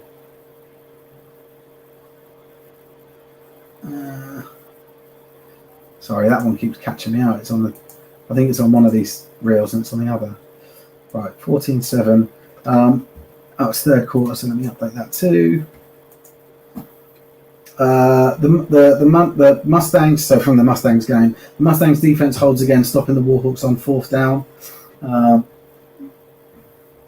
Be interested to know where the ball is on that one. 4th down stoppages are usually, they can be quite bad for the defense of that team. Spartans 70-yard run on first and down. It must be 1st and 10. First and down for Nick Walter, TD, 2-point no good. So the Spartans now leading the Thunderbolts 48-12. I might start putting. Actually, guys, tell me. So, what I normally do when we've got a more than one presenter, or we've got a producer in the background on this show, what we normally do is post the scores up in the chat, and people can see the scores. Obviously, at the moment, you can only see the scores on the ticker, or if you went to our Facebook page and saw them. Would you prefer me to put the score updates in the comments, so everyone can see them on all different platforms as they come in? Let me know, because I don't mind doing that. It's another thing to do, but who cares, eh? It's just a hell of a broadcast, this one. Right, let me just put that one in 48-12, and I assume it's still fourth quarter there. Third quarter there. Don't know. So yeah, let me know if you want me to drop these scores in the comments as they come in. Right, back over to my favourite, which is the Instagram stories. Let's do a little refresh to see what we've got. Oh, we've got a few teams updated. So let me tell you the teams that have updated first. So Edinburgh Wolves, Chester Romans, Solent Thrashers, Cambridgeshire Cats, London Warriors, London O's. We've got to have some scores within that, right? Stuff that we don't know about yet. Let's go. Edinburgh Wolves. They're good. They're good for a score update. Right, so there's definitely one update there. And it was a QB bootleg. And he scores on it. Robert Davies. And it's 40-0 to the Wolves. So let's get that in. Edinburgh Wolves 40. Did they do the PAT? Is that what the video is? The next one? I don't know. No, it's not. So I assume they didn't get the PAT because there was no further update there. Right, let's move on. The next one is the Chester Romans. So the Chester Romans are playing the Tamworth Phoenix, right? We don't have an update for that yet. Hold on, let me go back. I don't know what I'm saying. Let me go back. You guys have no idea what I'm doing. Let's have a little look. Oh, sorry, the Manchester Titans, not the Phoenix. Sorry. It's still 0-0. So neither team have scored. There was a late kickoff, and it's still that. So they didn't kick off at 3 o'clock. Oh no, they must have kicked off at 3 o'clock. Or maybe that was still late. It's still Q1. So it looks like it was later than 3 o'clock kickoff. But 0-0 there. No updates. Then we go to Solent. There's just footage. There's no like score. Oh, we do have a score. Half time. I think we already had that half time score. So let me just go and check it. But they put up half time 30 to the Solent Thrashers, 6 to the Knights, and I'm fairly sure we had that. Oh, maybe we had it on the other page because it wasn't in there. And no more updates. Right, let's have a look at the Cambridgeshire Cats score updates. The Cats 14, the Gladiators 7. Now, I think we just did that one a second ago. Let me just double check. Yeah, so there was a touchdown run for number 33, Zelly Dow. The extra point was from number 9, William Browning. So well done to you guys. And then the London Warriors, it's just them warming up. This one. Doing the old side lunges, loving life, throwing the ball around. A lot of side lunge footage on their Instagram stories. They like a good side lunge at the Warriors. Then we go over to the O's. They've just got warm up pictures as well, showing some scrimmage stuff. I'm disappointed. I wanted to see more.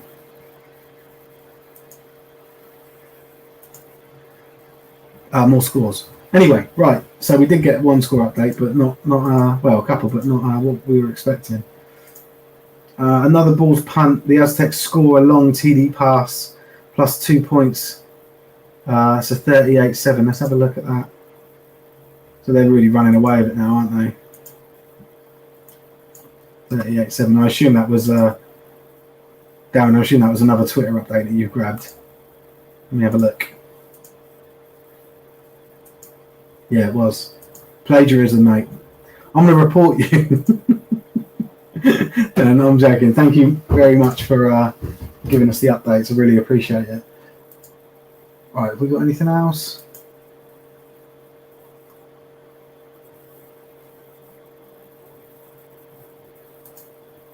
We do have more. Sorry, there are some more that have been posted. The Titans are now 7-0 up over the Romans. So the Titans are the first to score in that game. Let's get that one in. Locked in. Manchester Titans 7, Chester Romans 0. I still repeat myself. I'd still want the Chester Romans to score. An update from the Oxford Saints. Tim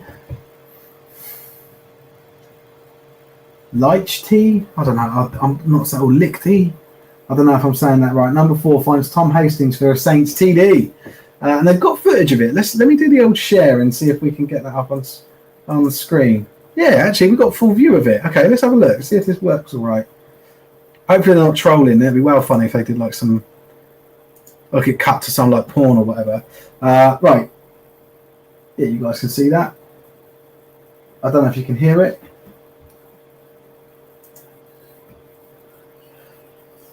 So Tim drops back.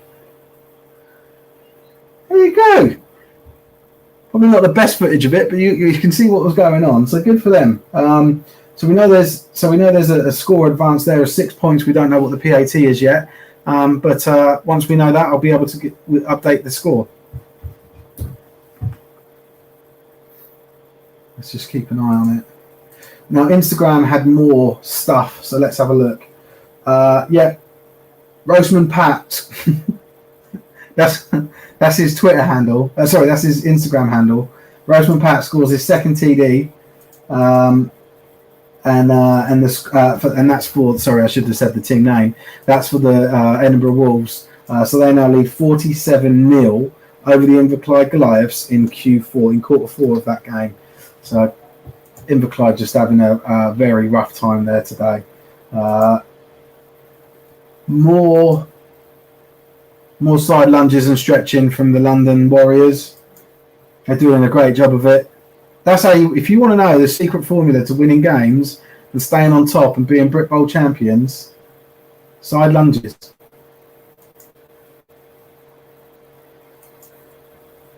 They still got on. Oh no, they moved. Now they're doing the old like they're walking backwards and sort of kicking backwards in the air behind them. I don't know what you call that. Nice and slow and controlled movements. No one hitting each other in the head. Now they're doing the last little team talk before they get to work. And then what else is there? Right, let's have a look. Is there any more coming in, or can I leave Instagram stories? The Warriors have another update. It's just their captain. So just to let you know, the Warriors will do constant updates on their stories now. I think it's Rose that I know she runs their social media. I don't know if she's doing that on Game Day. If she's doing these updates on Game Day from the sideline, but whoever's doing it does a really good job of keeping everyone updated on their, on their play and on their scores and stuff. Yeah, definitely check that out. Right, let's see if Oxford have given us an actual score update. No, it's just that video. Less than from the Essex Spartans. Less than 2 minutes in the fourth quarter. The Spartans are in the red zone. Still 48-12 there.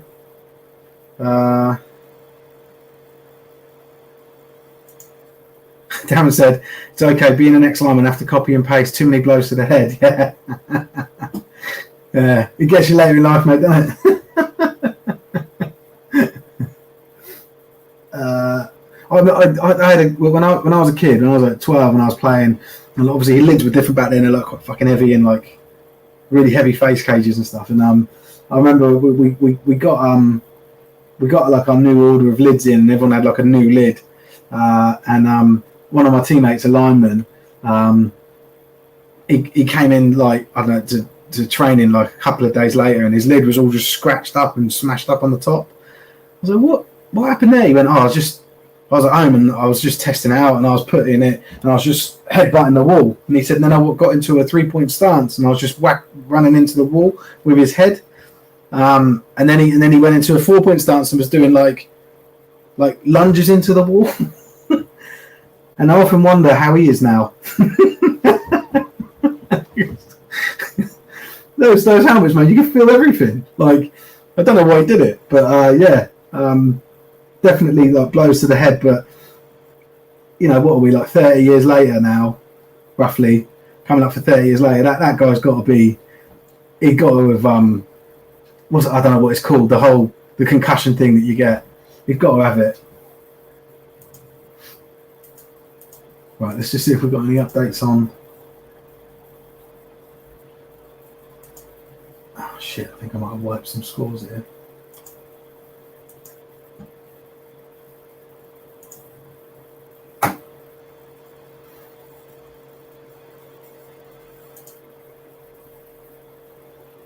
Yeah, Soph's confirmed that it was a 3:30 kickoff for the Titans game. Thanks, Soph. No more updates there. Let me just check this one.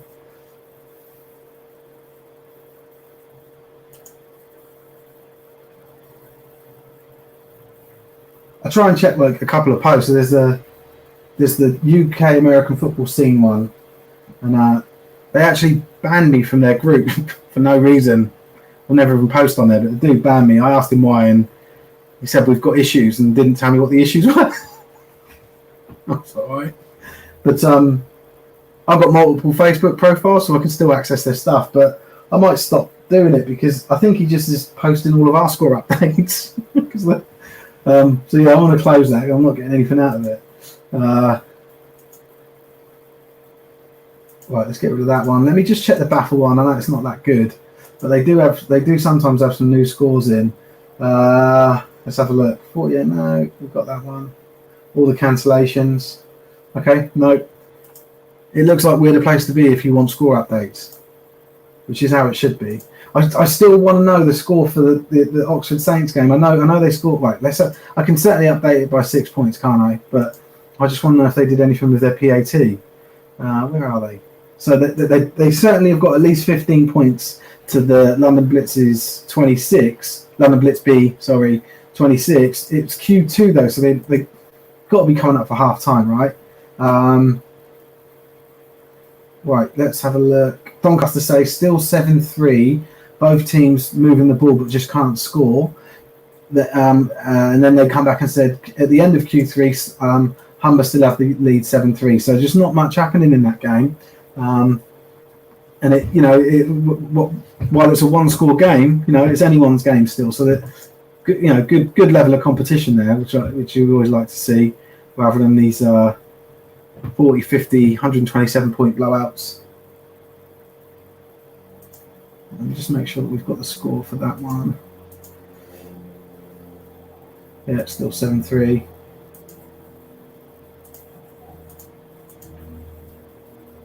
What's that? Let's close them up.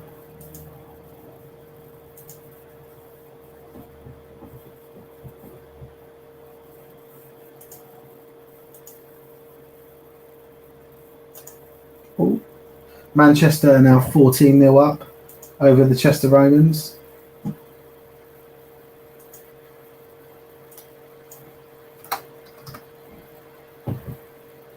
See how Chester like it, eh? I'm only joking. I like Chester this year. Like I said, I think they're my nomination for, I don't know, most improved or overachieved. Or I don't know. What's a nice way of saying that? We said it earlier, didn't we? And that seemed like quite a nice way of putting it in the awards. Surprise of the year. That's nice. I don't know. Is that nice? What's a nice way of saying that? Because I've never won most improved player, right? In the the end of the season awards, but I've always thought, please don't fucking call my name out. Like, I don't want it. I don't want to be called most improved. Yeah. I'm not trying to insult anyone here by saying that. I probably will, but I don't. It's just sort of saying, like, I don't know. We recognise that you weren't that good, and now you are. But there's got to be a nicer way of saying it. Just testing my my oxygen. I'm still at 94, so we're still good to go. Yeah. And what sort of awards do they have at clubs? Because I've had in my time at clubs, like, there's obviously like MVP, and they'd sometimes do offensive, defensive, and special teams. Lineman of the year, players player. I've won that before. Like, all of that. Not that I've ever been a lineman, so I wouldn't want lineman of the year. But all of those, I'm cool with. But yeah, what other awards are there that they have at the end of the season? Coaches player, that's sometimes one, isn't it? And I think that one's got a bit of prestige to it. I don't know. Yeah, I think if my coach said, yeah, you're the coach's player of the year, I think I'd be happy with that. Hammer award for biggest hit. I would fucking love to play for a team that had that. Because I like to hit, I like to tackle, I like to smash people. My nickname at the Knights was Knocker. Yeah, Hammer of the Year. I've never seen that. If I played for a team that had that, I'd be looking to take heads off, and I'd try and do it in a way that I did it right in front of the coaches or the sideline to make sure everyone saw that I did it. But yeah, Russ, have you had that at the Cheaters then? Hammer of the Year, is that like an actual award that you guys give out? That's great. And like, what an ego! Like telling your mates and your family, like, they say, "Oh, what's that trophy for?" On your mantelpiece. That's Hammer of the Year, and I'd get that for absolutely annihilating someone. Like, that's a great award. MVP's decent, don't get me wrong, but yeah, Hammer of the Year is quality.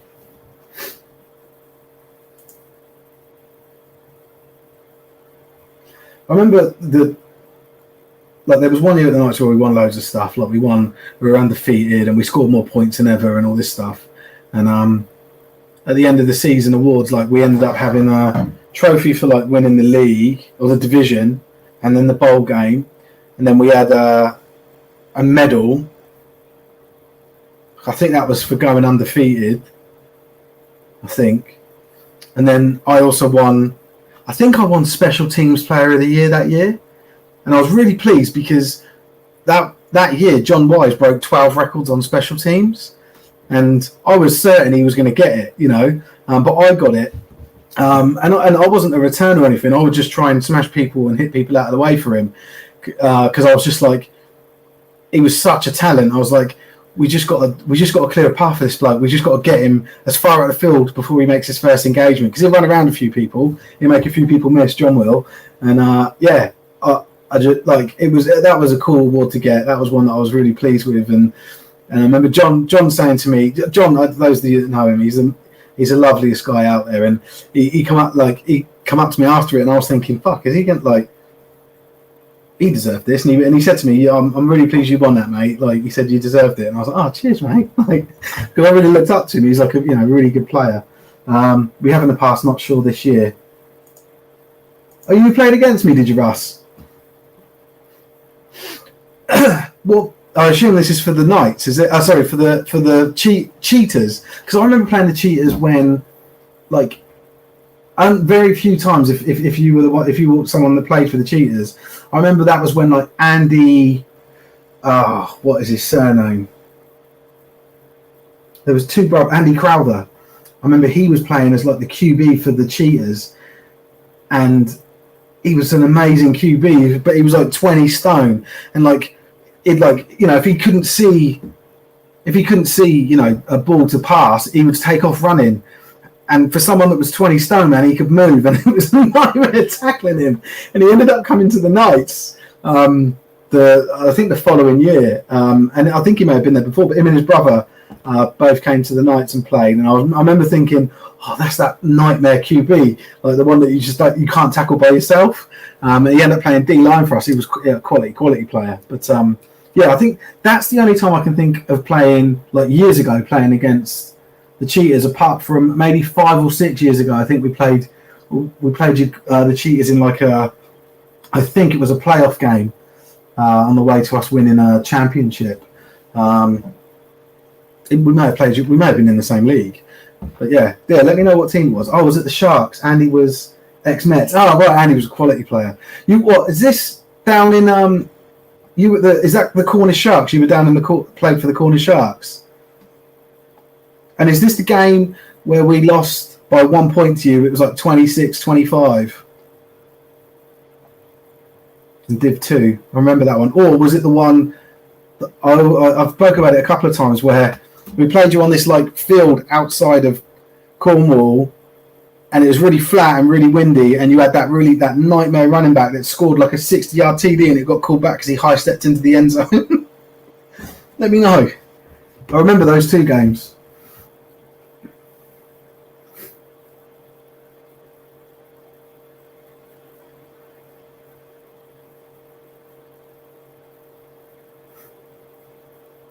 Cool. We're just looking for some updates. Let me go through again. What I'll do is I'll do another round of updates, update the scores, and then I'll update the Facebook page because I haven't updated that in a while.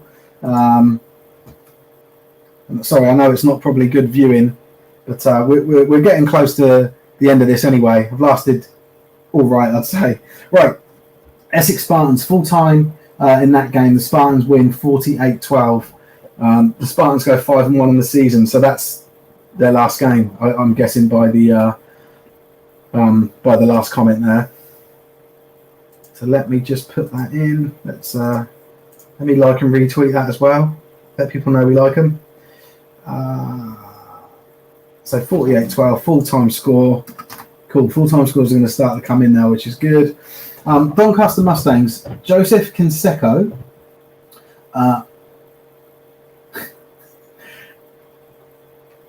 The reason I stopped and laughed there, because I don't know if you guys know about Jose Canseco. It's basically the same name. Joseph Canseco, with a 30-yard punt return, gives Mustangs great field position on the Humber 23. That's 5 minutes ago. Let's see if there's anything. No, there's no more updates from them, but hopefully we'll be getting one soon to let us know there was another score. Somerset Wyverns in their game against the Sharks. Sorry. The Cornwall Monarchs. So there's a TD scored there by Tom Bowering. 2-point conversion is no good. The Wyverns are now leading 22-7. They've pulled ahead. I can't see the Monarchs coming back from this one. I think the lead's a bit too much for them to close down now.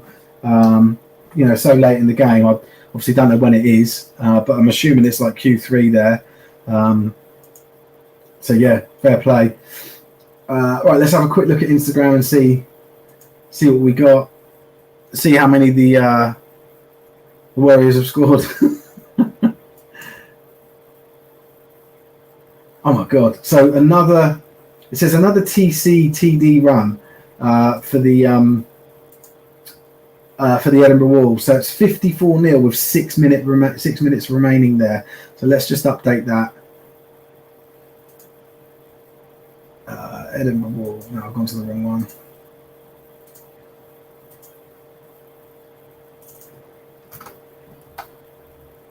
$54-0. It is Q4. I've got that, which is great. So we should have the all games now have kicked off. So we should see East Kilbride Pirates and Glasgow Tigers stuff rolling in at some point. Hopefully we get a single update, at least one update for that before we go off. 14-0 to the Titans. That's already been confirmed. So there's a few little updates from the Warriors here. So they just show the kickoff. They've got the ball. They get sacked straight away. Ball goes up in the air. It looks like it's going to be recovered by. Oh no, I think it was called a forward pass. The Warriors look rampant. So the O's are punting the ball away. We're seeing a return here. He's gone about 5 yards. We're busting out to the outside. Nice blocking. He's run the ball about 15, 30 yards and he's pushed out of bounds. So what the Warriors failed to score on the fourth down, turnover on downs. The ball, as I'm watching footage, so I'm trying to sort of correctly describe it, but it looks like it's 1st and 10 for the O's on their own 10-yard line. And they run it up the middle, just stuff, like he just ran into traffic. One of the Warriors players come out of that traffic with the ball in his hand, and the player I think had been whistled dead. I can't hear it, but one of the he sort of was walking and sort of running out of it, not doing much. He was sort of moving quickly. One of the O's players started to chase him down, and he started running off. It was quite weird. It was funny. Right, another incomplete pass, and that's all we've got. Right, let me just refresh and see if there's anything new. But like I said, if you're interested in, really good updates, London Warriors updates are fantastic. Really, really good on their Instagram stories. Some running play from the Wolves. The O's are punting this time from their end zone. Ball's caught, guy gets tackled straight away. Looks roughly midfield. Lovely run here from number 15 for the Warriors, and that looks like they got first down yardage to about the 25-30 yard line. Chester Romans with another update. They are 28-0 down against the Manchester Titans. So another 2 TDs there since we last got an update. I don't know the quarter, so I'm going to remove that information from the ticker. I feel like I could just sit here and just keep refreshing this and just constantly have data to give you, but it's probably not that interesting watching. Right. Well, I said yes, live in London and travel to them. Lee Ambridge was the back you were talking about. I played in that game. Yeah, he was brilliant. Great player. Fucking hated playing against him. Great. He was so good. But yeah, I was so pleased when he high-stepped because I really didn't want him to score. And then Darren Walker said 1991, Northampton Storm won the Biafra national final and got a patch. That's a good thing to talk about, Darren, because I can remember a year, right, when the Div 1 team, and I think even the Div 2 team, didn't get an actual trophy for winning. They just got an American football helmet with a Union Jack flag over it, spray painted onto it in a case. And it was the reason I remember it so well is because it was the Sussex Thunder were a team that won Div 1 that year. And I mentioned it to Coach Ellis and some of the players that had gone there. You win that a year before and you get a trophy. You've got a helmet in a case. But a patch is even worse. What other? Do we know of any other ridiculous trophy or trophy substitutes? Because Darren, I don't think we're going to beat a patch. I find that quite an interesting subject because you would just assume, wouldn't you, every time that you win a championship, you got a shield. I remember when we won Div 1 The Knights won Div 1 like 5 years ago or whatever, 4 years ago. We got a shield. So I remember like posing with a shield as opposed to a trophy, but I was like, that's all right. But like typically I'll consider like the shield is for like the man of the match, the trophy's for the team. Like, you know, and you've got to be able to hold it up and like, I don't know, that's how I see, you know, like in my head, like what my expectations are of when you win a championship, you know, the plates for the you know, the man or the men of the match, and the trophies for the team. Like the whole like pouring champagne into it and drinking out of it. It's not so easy when it's a plate. You just pour some on there and get some straws or something. I don't know, but yeah, a patch is fantastic though. That's hilarious. But yeah, it was a junior. Yeah, I assumed so with the Y in it. I assume that was like a youth thing. So yeah, that's hilarious. Right, let's have I was having another quick update, and I've already got a score update for you. So Edinburgh Wolves have gone 54-0 up, and that's the end of the game. So full time there. Oh, it was, sorry, they were already 54-0 up. They just confirmed the final score. Sorry, I thought there was another score. It's not. So Edinburgh Wolves win 54-0 over the Inverclyde Goliaths. I'm assuming I'm going to see the London Warriors score in here. So they've got. I'm just picking up where I left off. They've got the ball. They're running it. They ran one wide, one up the middle. I can't tell if it's touchdown.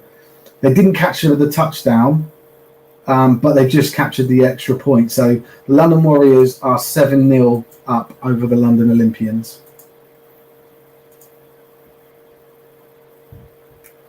Let me just get that in. Quarter one. And then, so we do have some updates in Twitter. Let's go through those. Only a couple, but the Doncaster Mustangs 4th and 5 on the under 13. Excuse me. Taylor Umland to John Green, TD, extra point good. The Mustangs are leading 10-7. Let's just put that in. Where is it? Sorry. So they reclaim the lead. It's a 3-point game. And I don't know the quarter. I don't know how far it is in the game. But yeah, really good stuff in this game. Really nice, close game. The Saints, it's 15-26 to the Blitz in the third quarter. So let's just make sure we've got that reflected. We do have that. So they didn't get their extra point. Or anything from their PAT attempt when they scored, the Saints. It's half time between the Birmingham Bulls and the Aztecs, and the Aztecs lead 38-7. So no advance on the score we had there, but we now know it's half time. We don't have a score between. Actually, I'm going to go through the scores now. So let's do that. Now I can update them as we go. So I'll make sure I update Facebook. I know I've been a bit lax on that, but it's been a fucking nightmare doing this. Actually, before I do that, let me just see if we've got any score updates on our Facebook post. Just think of how much easier this would be when people are just updating it directly onto the website. It's going to be a dream. Soph just updated us with the 2 scores to get Manchester 28-0, which we knew about. So thank you, Soph. I know you're probably not watching this, but you may watch it back. Cool. We've had no advances on a patch, have we, for the worst, or just examples of trophy substitutes that you've been given over the years. Right. Let's get these scores updated. So let's go through these scores. So Edinburgh Wolves 54, Inverclyde Goliaths 0. That is a full-time result from the Caledonia League or Division. East Kilbride and Tigers. Now they kicked off at 4 o'clock and we don't have a score on them yet. So anyone out there can have a look, or if anyone out there knows or can message someone and find out, let me know. That would be fantastic. I can see a couple of comments have been put in, but I'm going to ignore those comments for now just to update the scores, then I'll come back to them. So if you've sent me a score, you have to wait for me to update it. Right, then moving on. Humber Warhawks 7, Doncaster Mustangs 10. We don't know what quarter that's in, but we can assume it's coming close to the end of the game, or at least in the fourth quarter. Manchester Titans, as we just said, they're up 28-0 over the Chester Romans. Again, do we know the quarter there? No, we don't. Oh shit! I just deleted it. There you go. Put it back in. Sorry, I was looking at one screen and pushed the button for something over here and deleted it over here. Right, then we've got. So that's the Red Rose division. Down to Mercia, Leicester Falcons versus the Staffordshire Surge. No score updates. We don't know. I'm really surprised by Leicester, and not so much by Staffordshire. I think every week we struggle to get scores out of them. But Leicester, they've been pretty good with their social media, but nothing today, unless it's all on Facebook and I've just not seen it. But I will have a look on Facebook for another update for some of these teams because we've got nothing for them. So I'll do some searches. Shropshire Revolution 3. Well, the last update we had was the Shropshire Revolution 3, Tamworth Phoenix 28. That one, yeah, no idea where it is, but it was a 2 o'clock kickoff, so we can assume again that's in the second half, maybe looking to be wound down now. Cambridgeshire Cats 14, Colchester Gladiators 7. That was the last time we had that update. That was in Q3. So we'll say that's still the case. I can see more comments coming in, but let me get through these scores. Then we go on to Oxford. So the Oxford Saints, as we know, there was 15-26 in that game in Q3 against the London Blitz B. So I think a good scoreline, really. I don't think there's any sort of surprise there. Just that like I said before, I'm just pleased that the Oxford are in the game and they're scoring points, and it's not just like a shutout for them. Wembley Stallions versus the Hornets. I don't think we've had a score update. Maybe it's one that we did have an update for and I didn't put it in, but I can't think that we've had a score update for this. So we know it kicked off at 2:30, or it was due to, but we haven't had a score there. The London O's versus the London Warriors. We know from our last update that's 7-0 to the Warriors, and that's in Q1. The O's are looking completely outclassed in that game, I've got to say. They've had 2 3-and-outs. Their special teams, the first punt return, the returner took it for, 40 yards, and the second one, fair enough, he caught him and tackled him, but on offense, they're just driving and driving and driving. I think it's going to be a tough day for the O's. London Monarchs are losing 7-22 to the Somerset Wyverns, and we think that game's in Q3. Bristol Apache, we know that one was called at half time, so the full-time score there is 38-0 against the Torbay Trojans. The Solent Thrashers versus the Rushmore Knights. The Solent Thrashers the last update was 30-6 up, and that was their half-time score. I assume that's been advanced. Then we've got the full-time score between the Sussex Thunderbolts and the Essex Spartans, with the Essex Spartans winning 48-12 in that game. And that's all of our... I won't read out all the other scores, like the lower on my screen. I just mean other disciplines, it's like the women's and everything, because I've already done that, and there's no updates on them that I've seen. Right, 4 comments. Let's have a look at them.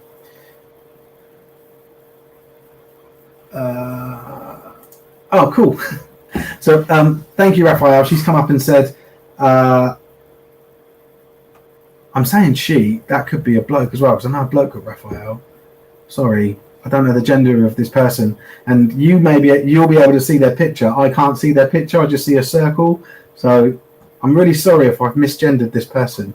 But they thank you for the update here. They've said 49-3 to Tamworth in the third quarter. So let's put that in straight away.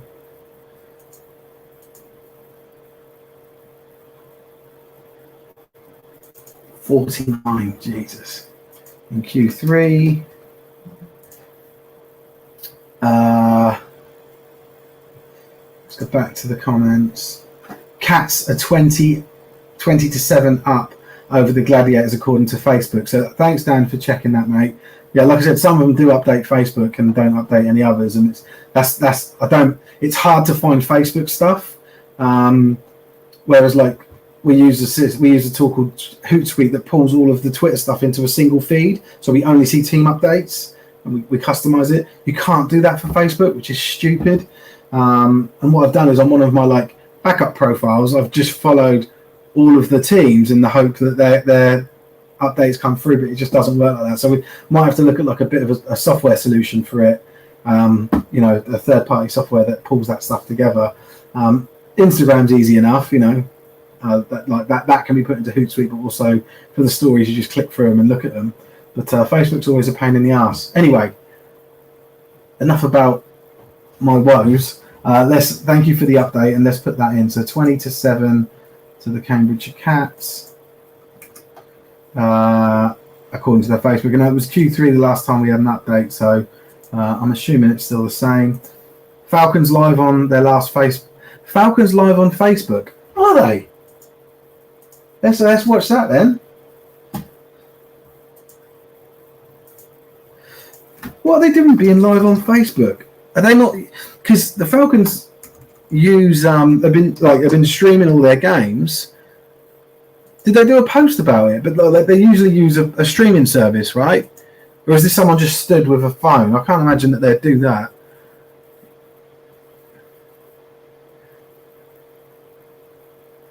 Oh yeah, someone's moaning about it.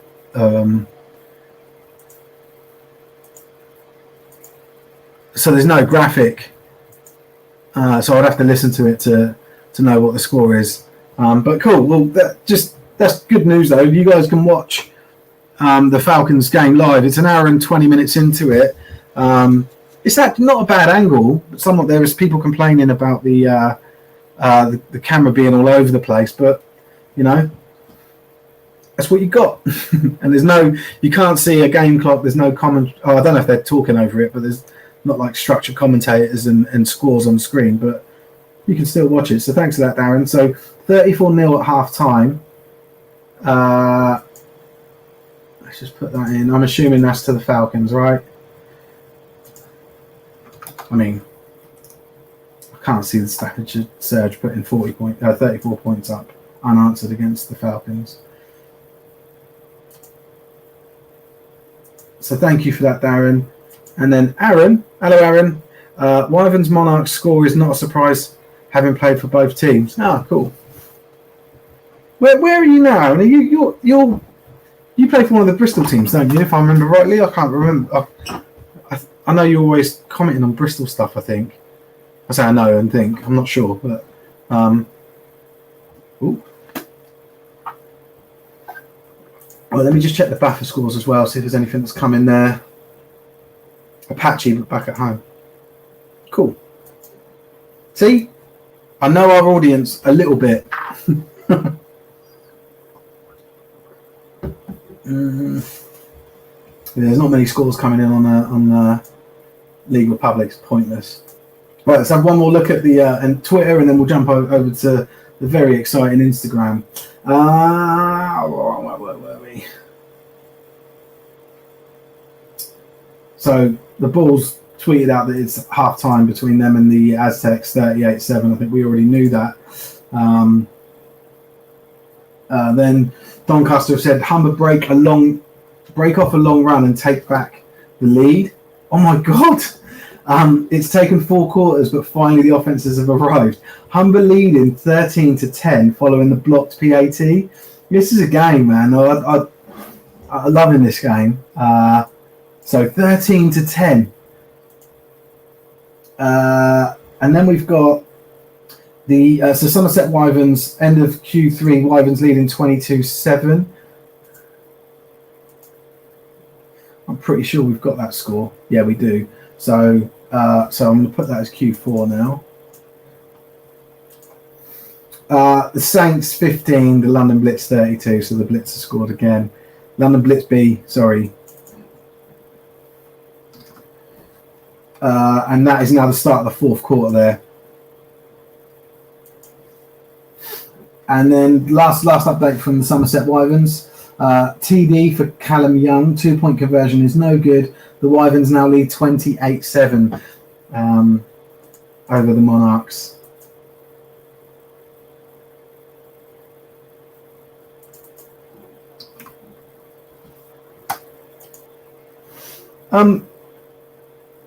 Aaron, you said that you said it's not a surprise having played for both teams. So it's now 28-7. Do you think that's a fair score? And yeah, I suppose that's it. I don't want to sort of goad you into saying something controversial, but yeah, like you've said, I mean, prior to that score, do you still think this is a fair score? Do you think it? Well, actually, yeah. What do you think the score's going to end up? I think we're just into the fourth quarter now. It's 28-7. You don't have to answer either of those questions, by the way. I'm just asking. Right, let's check. Let's check in on. Oh yeah, I love Instagram stories for some reason. So the reason I went, is because I've got 4 different teams that have updated. So let's see. So we've got the Thrashers. The Thrashers are updating, but all they're doing is resharing footage that people have filmed from the sidelines. They're not actually putting like scores on or anything and so like any text. We do have a score update from the Cambridgeshire Cats. It's 20-7 to them over the Colchester Gladiators. Hold on, let me just. Oh, we knew that. I've already read that one out. I don't know why it showed again. London Warriors. So let's get ready to tell the story about the London Warriors. So we've got a kick-off here, fielded by the O's. Dances past the first man, taken down by the next 2. It looks like they're on their 20-yard line. It may even be tighter than that. Oh no, it is tight now. They're down on their 6-yard line. The O's. That was their first down. Second down. The QB got hit with the ball and sort of ferried it to a running back, and then he ran it backwards another couple yards. And well, I've got to pause it because there's too much action. So he sort of gave it to the running back to avoid the sack. Running back ran backwards, got tackled on about the 2-yard line. Next play is them throwing the ball, and the Warriors intercept it. So the QB's like under the sticks, under the uprights, throwing the ball, and really nice angle actually, because it was he intercepted the ball right in front of the camera. The Warriors take over on what it must be the 3-yard line. I don't know.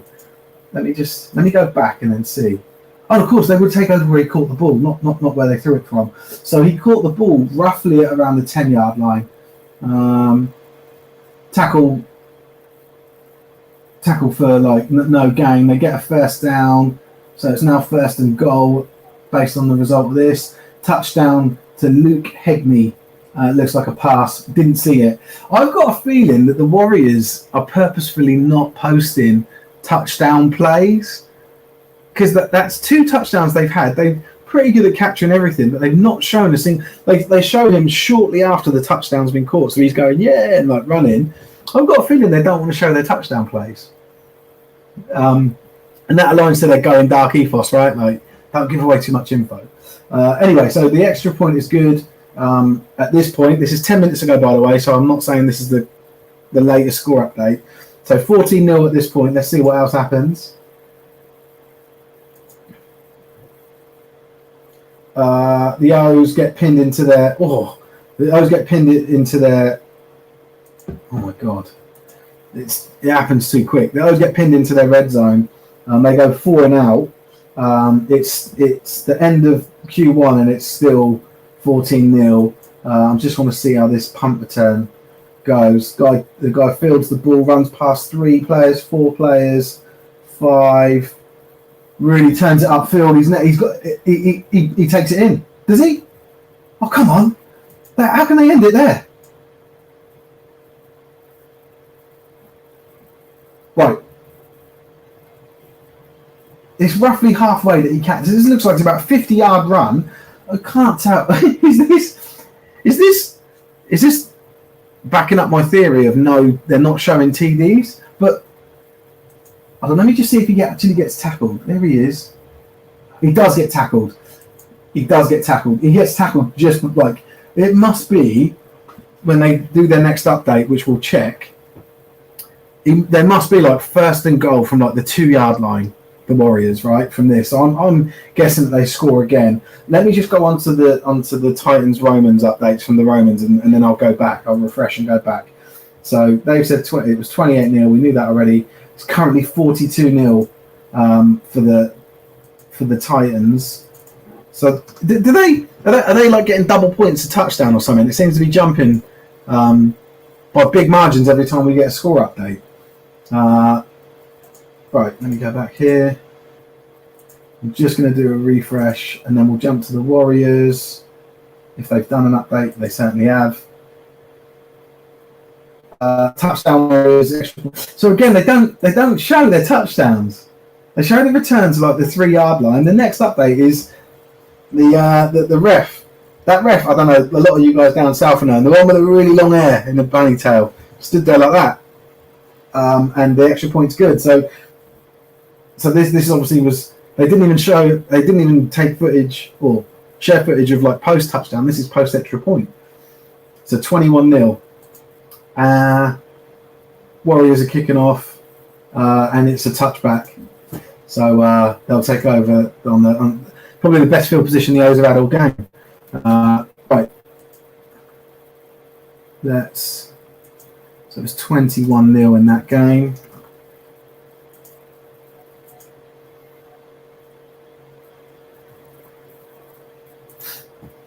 There's one comment. Let's have a look. Oh, Aaron's popped up and answered. Well, Wyverns have more depth, so as Cornwall get tired, expect the game to get wider late. Wyverns well coached, so expected them to work it out. Both sides played us tough in the first half. Cool. Cheers, Aaron. All right, let me just go through because there's more updates. We know, we do know it's full time. Yeah, it's full time in the Edinburgh game, right? Yeah, we had that. Okay, cool. Half-time, Titans, Romans, 42-0. Did we have that one? I'm pretty sure we had 42-0. Oh, let me just go and have a look. Yeah, all right, let me just put in that's half-time.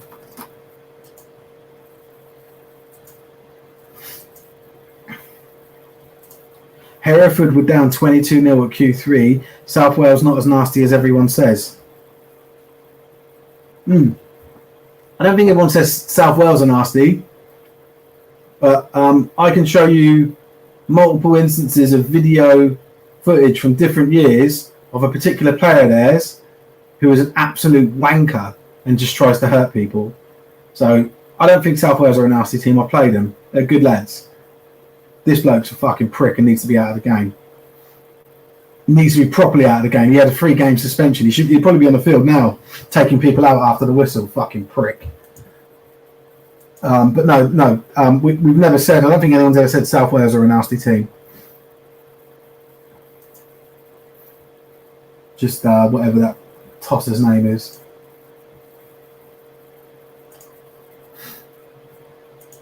But thank you for the score update. Let me just get that in. So, South Wales 22. Does anyone know the Bristol? We do have a Bristol Essex Birmingham scoreline, don't we? Hold on. It just feels weird that I'm saying that and we don't. I'm fairly sure we've seen a scoreline in that game. Yeah, 38-7. Okay, cool. I just need to update. Sorry, I've got so many places. 2 places to update, and I keep messing it up. Cats now 20 to Glad 7. So have we got that?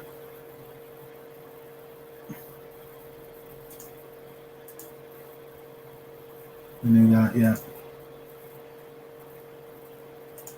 Soph's been updating us on the score there. Yeah, she has. So 42-0 at half time. And that's the Manchester game. Let's just check Twitter again. Getting loads of updates coming in, actually. Let me just get rid of Regan's comment. Nasty as in play hard. Not dirty. Oh, right. Yeah. Okay. You don't have to apologise, mate. It's all good. Ask what player's ex-girlfriend. Ask that player's ex-girlfriend. Sure, she. It's not his ex-girlfriend, was it? It was his manager. Are you talking about the choking out of the girl? The really, really disturbing footage where he chokes her out like Christmas Eve or some shit like that. He's just a prick, isn't he? 15 stone, like a big lad, and chokes out a fucking little girl. Little girl. Like, you know, a young woman. He's just a wanker. I would not be surprised if there are players and teams out there that just look for him, you know, and I bet he just stays away. I bet he just stays playing cornerback and says to his coach, "I'll only mark a wide player because I don't want to get a lineman near me." Like, that's the sort of player he is. He's a fucking prick. He should not be in this sport. He should not be in this sport. He's a fucking wanker. And yeah, I can't wait. Nate, innit? Nate something. That's his name. Fucking arsehole. Solent final. 42-6. Thank you, Tanya. So let's put that one in. Sorry, I keep taking the ticker off. So 42-6 in that game. Full time.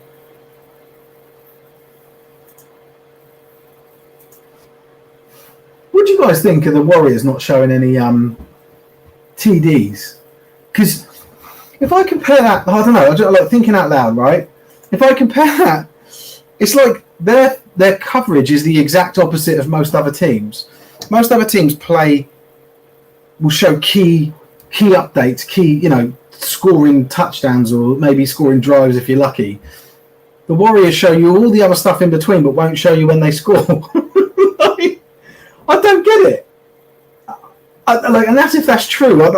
But based on what I've seen, what are they 21-0 up, and I haven't seen a single touchdown. I've just seen people's reactions to them.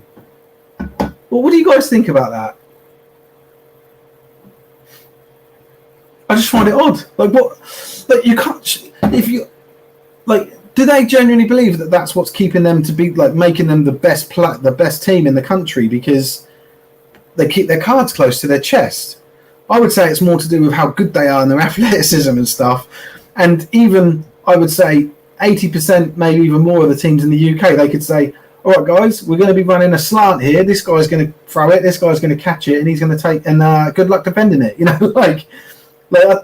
don't know what they lose or stand to lose. Full time, Humber beat Doncaster 13-10. What a game! What a game! Thank you for the update, Darren. I really appreciate it, mate. I'm going to lock it in. Full time, there it is. Humber 13, Doncaster 10.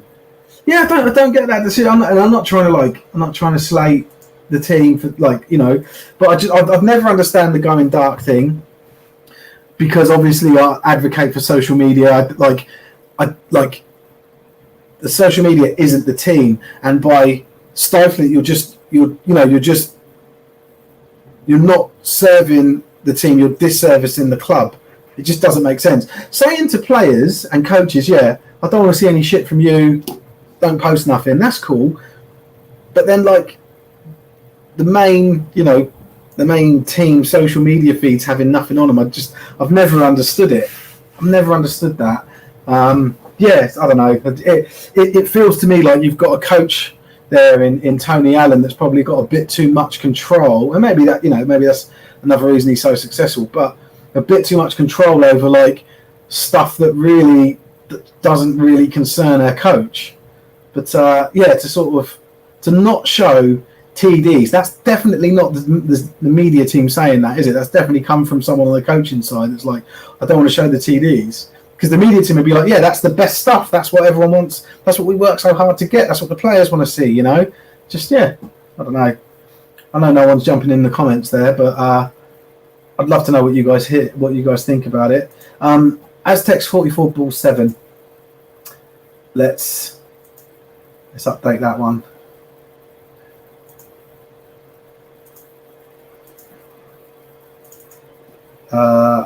So that must now, because it was half time the last update we got. I'm assuming they're now Q3. So I'll put that in. Let's get rid of that. So we don't, guys, just to go through some scores we don't have updates for. Don't have an update for the Wembley Stallions or the London Hornets. Notoriously difficult to get, actually, from those two teams. They're the teams that played each other and got 18-0 the other day, the other week, and we just didn't know. Like, no one knew what was going on in that game. I don't know. I'll never understand it. Like, well, you don't let people know what's going on. Similar to the not showing everyone your touchdowns thing. Right, let's just have a look at the latest scores that we've got coming through. We do have a Stallions score. Okay, cool. Stallions currently lead the Hornets 24-0 at half time. Awesome. So we do have an update. Let's put that in. Why not update us all the way through? Why just half time? Right, cool. Let me retweet that and tell them how happy I am. The Saints 15, the London Blitz 39. I don't think we've had that one yet. Let me just check. Oxford Saints. Yeah, 39. So that is another score because it was 32 last time. Fourth quarter. The Bulls picked off. Bristol take advantage with another TD pass. 2-point attempt failed. 7:44. And I think I'm fairly sure we've got that score already.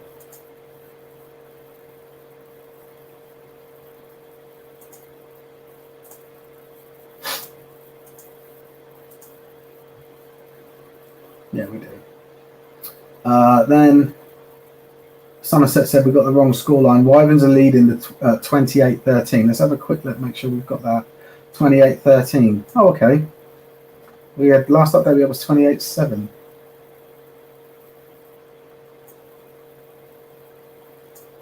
Cool. And then full time between the Gladiators and the Cats. And the Cats win 27-7. So let me just... Warriors opponents must film the games. Yeah, but I'm sure they do. But I'm talking about like teams posting like their highlights and stuff. It's like the Warriors don't do that. Right, let's go to.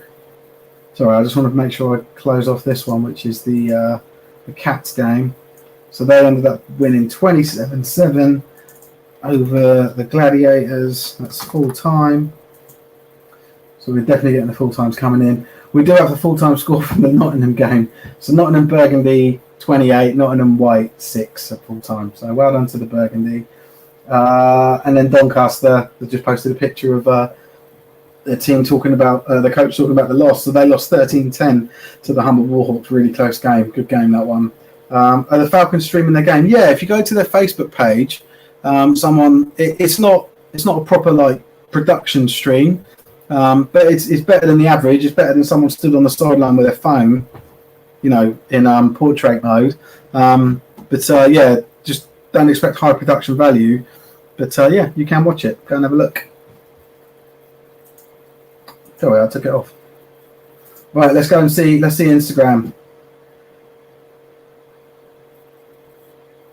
So we've got updates from the Cats, the Warriors, and the Thrashers. Let's go. So the Cambridgeshire Cats probably just going to update that. Why does that keep showing the same update? Right, here we go. Let's go to the. Actually, I'm going to jump to the Thrashers. So they've said their final score is 42-6. I think we already had that. Let me just double check. That's the wrong one.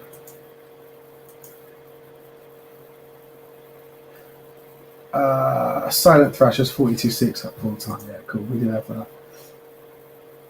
And then let's go through the Warriors and tell the story. So they're kicking off. Oh, the O's were kicking off. The Warriors were. Touchdown Warriors, extra point is good. Did they show the touchdown? Yeah. They showed the touchdown. I think they're just proving me wrong. Nice run up the middle, bust through, touchdown. So they did show a touchdown.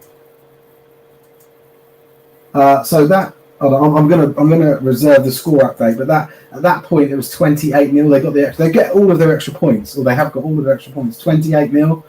Old long hair ref with his arms up in the air. The O's again. They're just getting pinned back. They've got really bad special teams, or the Warriors have got really good, but they just have had really bad field position. It looks like there's a pick coming up here. QB dropping back, throws it. Bit of a duck, yeah. Lovely grab by the linebacker there. Jumps up and grabs it. It's still on his feet, crossing across the field. Everyone's blocking for him. He does get tackled, and it's within the 10-yard line. TD for the Warriors. Did not show the TD. But it's 34-0. So the extra point was no good. They actually missed an extra point. So the Warriors are now 34-0 up over the London Olympians. And they've shown one touchdown in that time.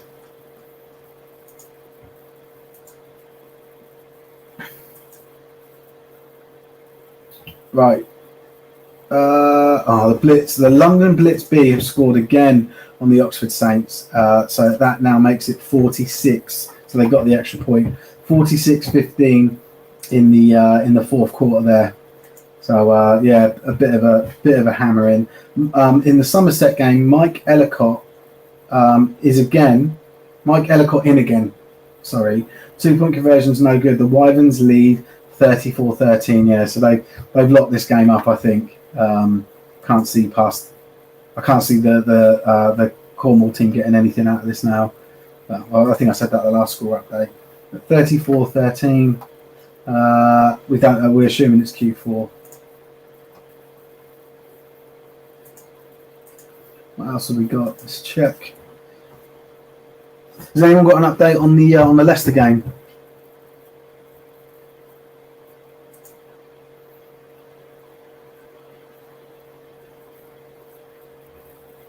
It's still half time in the Manchester game. They should be coming out for the second half soon.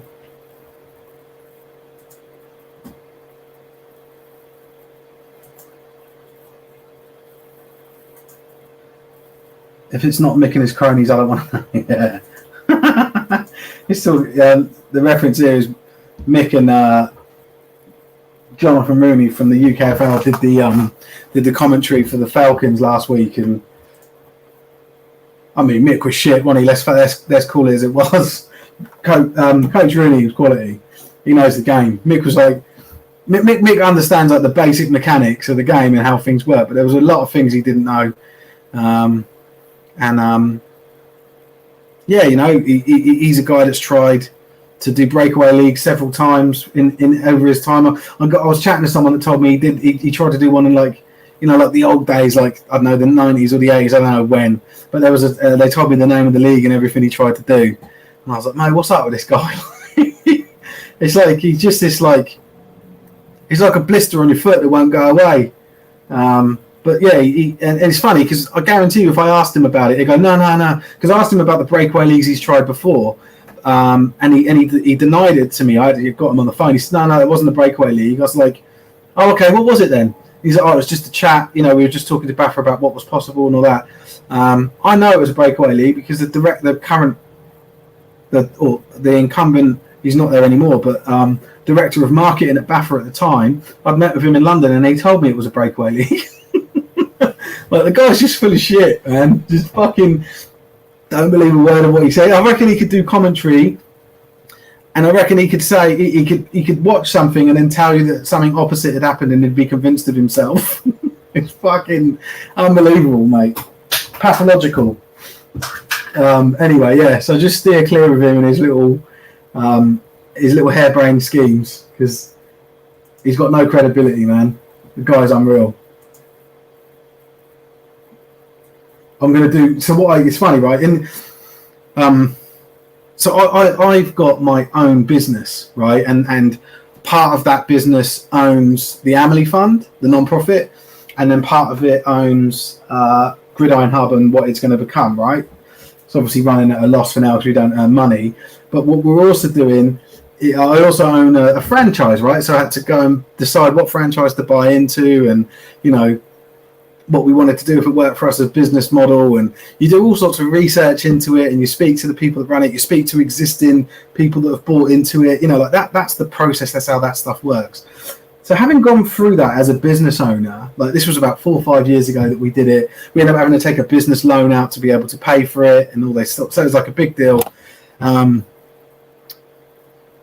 noticed that on their website that they've got an investor pack, and I downloaded it and I went through it. And it's awful. And like, there's nothing in there from an investment perspective that you would like, that would convince you to put money in. It doesn't even tell you how much money it wants you to put in, and how much it's going to cost you to like do the different things that are available. Well, you don't even know what is available. So what I'm thinking of doing is doing like a review of it, like talking everyone through, like doing a recording where I talk through, page by page, this investor pack. It's about 10 pages, but just pointing out how I would interpret that, or how I do interpret that from a business perspective. Because I think people need to start to realize, just because someone says we're looking for investors and we want, and using all great business terms, it doesn't mean fuck all. You've got to have a convincing product. You've got to have something that sells and stands up in the market, and they don't. And it's really clear that they don't. And I'm really surprised that Mick has been able to hoodwink so many people into joining him on his little. He's like the fucking Pied Piper. Fucking, like playing the tune that everyone wants to hear, and have all these fucking people following him, and he's going to lead them over the edge of a fucking cliff, right? Like, their reputations are going to be in tatters. But anyway, I'm looking forward to that. So what I'm saying is, you can't wait for it. Well, interestingly, again, like the whole Pied Piper thing, like, I like what they're saying. Like, great, and that's another thing with the investor pack. If you read the investor pack, you'd think, well, the one thing I think is, like, who's controlling all of this? How is it possible? What they've done is thought of all the different facets of the game, and basically it's almost like they should write a book about my fantasy American football world. And I don't mean fantasy football. I mean, like, my made-up American football land. Like, what would, like, my unicorn football land, and like everything that they've put in it is like. It's like you'd sit down with your mates and be like, that would be the best version of one of those things. And that goes for like game day experiences, fantasy football, media, merchandise, the number of people that come to the game, the gates and tickets and stuff, and just everything that you could think of in it's involved in running a sport. They've mentioned it, but there's nothing backing it up. They've done a little bit of market research, and there's some stats in there. Some of those stats don't have references to them. Some of the references you follow, and they don't actually show up on the references that you've looked at. This is all stuff I want to talk about because it's a joke. But in terms of what they're saying, like everyone, that's what I'm saying. Like everyone's hearing the stuff they want to hear, but I'm not seeing a plan that tells me that you're going to do that. That convincingly tells me there's no sustainable route to market. Like they're saying, there's a million, there's 5 million NFL fans in the UK. They're the ones we'll use. What do you mean they're the ones you'll use? How are you going to convert them over? Like, what is your plan? How do you approach them? How do you convince them? It's just like, it's the fucking field of dreams. That's the thing. If you build it, they will come. I'm pretty sure that's what fucking Mick is saying to people. And this time round, he sort of convinced a few more people than normal. But it's bollocks. And I hope that they do create a league, just to create a little bit of pressure on Baffa, and there is another league out there. The thing I worry about is that unfortunately Mick Tyler's going to be involved in it, and it will fold within a couple of years, But it's conceptually fantastic. But so was the HEL, right? 8-a-side football. And this is like the other end of that spectrum, right? Like more casual, less level of commitment, only 8-a-side. People don't need to train, necessarily be in peak condition or go to the gym regularly. You just sort of pick it up and put it down as you need to, and the game's there for you. Cool. There's a market for that. And had the HEL been run correctly, it would have really eaten Baffa's dinner. There would have been a lot of teams, I think, moving over to it over the next couple of years, unless Baffa created their own 8-a-side version. And this is the same at the other end, right? And it's equally as shit as the HEL. You know, like it's just it sounds more grand and they got a fancy website, but it's just bollocks. So yeah, I want the HEL. I wanted the HEL idea to work. I still think it could. I want the idea of what the UKFL are doing, which is, you know, stepping up to semi-pro or even pro football and greater exposure. Great. I love hearing those things. That's like, you know, fucking candy into my ears. I want to hear that. How are you going to do it, mate? You know, what progress have you made? It's just bollocks. And yeah, so I'll do a separate video on it because I could sit here for the next couple of hours talking about it, I think. But yeah, I'm not a fan. I want it to work. I just don't think the current idea is anywhere near anything that's going to churn out what they're promising. I think just so that they don't have egg on their face completely, they'll have to start some form of a league. But it won't be what they're talking about. It won't be this 8 locations across the country and all of this media and game day experience for the fan and tailgating and betting is another thing. We'll have betting, we'll have fantasy, you know, all entire supporter experiences.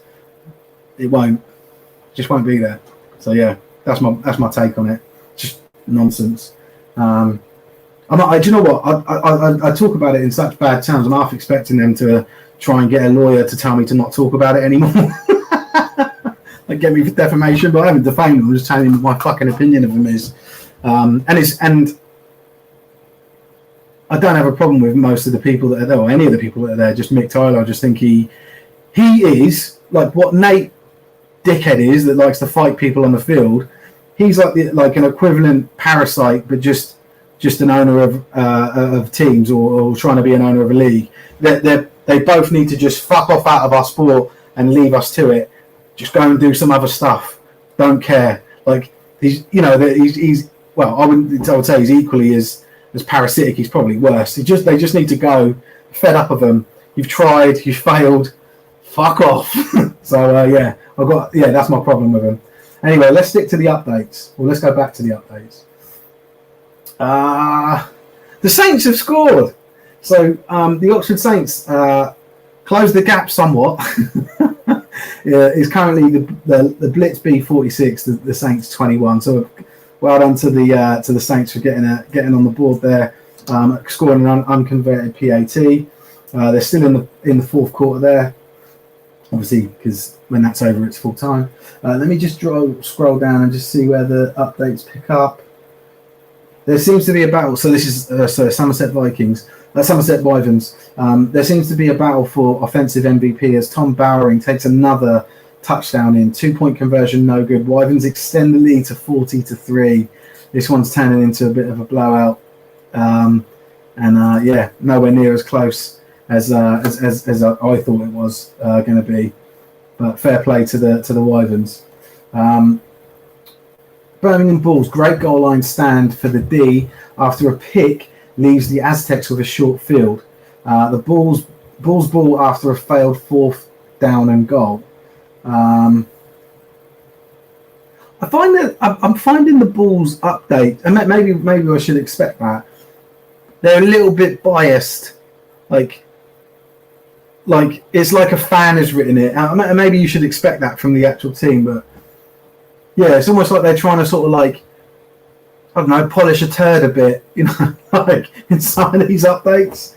Anyway, in their they said Q4 began with a 4th down stop. That was 3 minutes ago. That's the last update from them. And then the Somerset Wyverns 2-minute warning in the game. Wyverns lead 40-13 still, which we knew.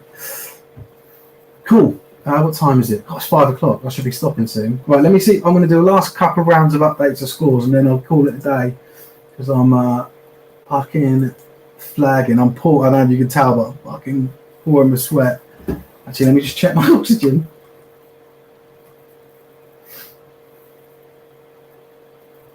Yeah, it's still the same 94, which is all right. Just feel bad. Right, Chester Romans.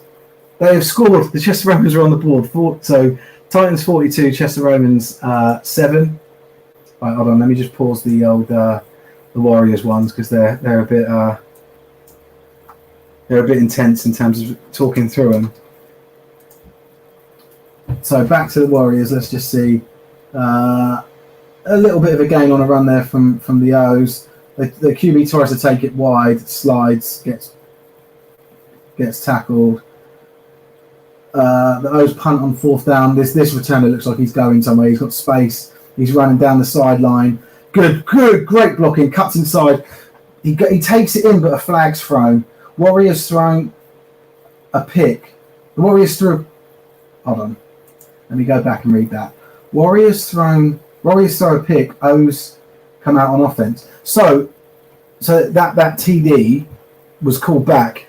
And I'm going to have a look because we don't know what he called it back for, but as the camera pans, there's a player that's blocking for the Warriors for the lead runner, and there's 2 Olympians in front of him, and one sort of turns as he's blocking him and he pushes him, and I wonder if they're getting him for a block in the back, but I don't think that is a fucking block in the back. Like if the player you're blocking turns into you, that's their problem, right? Like that shouldn't be a penalty, but I'm speculating here if that is the call, but that's the sort of nonsense you get when teams are playing better than other teams. Like the refs start to try and balance the game out rather than call it as it is. I'm just going to watch it again because he looks like that's what he throws it on. So it's number 51 here for the Warriors. Block. Yeah, the flag comes in at that time. It's not clear. Like, so I don't want to speculate, but like if it turned out that that's what it was, that's poor. Because the guy just got done, and then gave up. So the Warriors threw a pick when they on that next drive, and then the O's came out on offense. So that's what I'm watching now. Screen pass setting up. It hits the deck before it gets to the player. QB doesn't like being hit. Ball out to number 43. Big lad for the O's. Gets the ball but doesn't really go anywhere. Right, 4th down after another tackle from the D-line.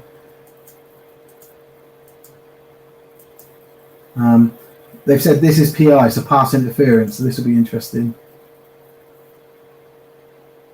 Oh yeah, they call pass interference.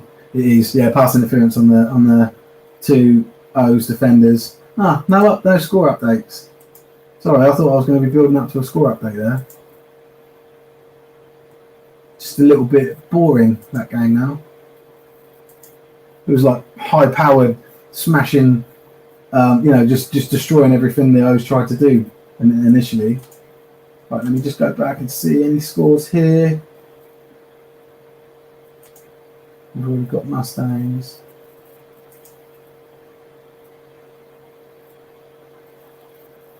So I've got a score here for Manchester 50, Chester 7. I don't know.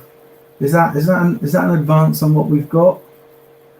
Let's have a little look. No, it is. Yeah, they were 42 up, so they scored a two-pack converted touchdown. So that they've gone to 50 now.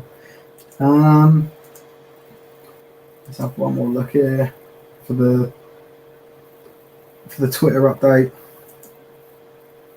Full time for the Wyverns. Oh, there is a few updates here. So let's just go through those. The Saints 21, the London Blitz 46. Did we have that? We certainly did. The Birmingham Bulls, Gibbo tackle for a safety. Bulls kick it back to Aztecs, trailing 46-7 in the 4th quarter. So they get a safety against them. Gibbo did. Full time between for the Somerset Wyverns over the Monarchs, they win 40-13. So well done to them. I'll have a look in our game of the week score, see if anyone predicted it. I can't see that being a score anyone will predict, but we'll see.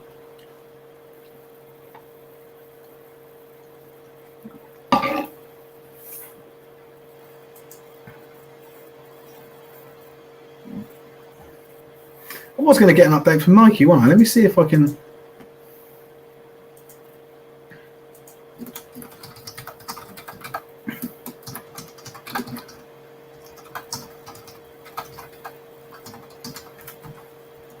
Just seeing if he's available to pop on and say hello and give us a score update. Give us an update on what's happened. I want to know who won a £500.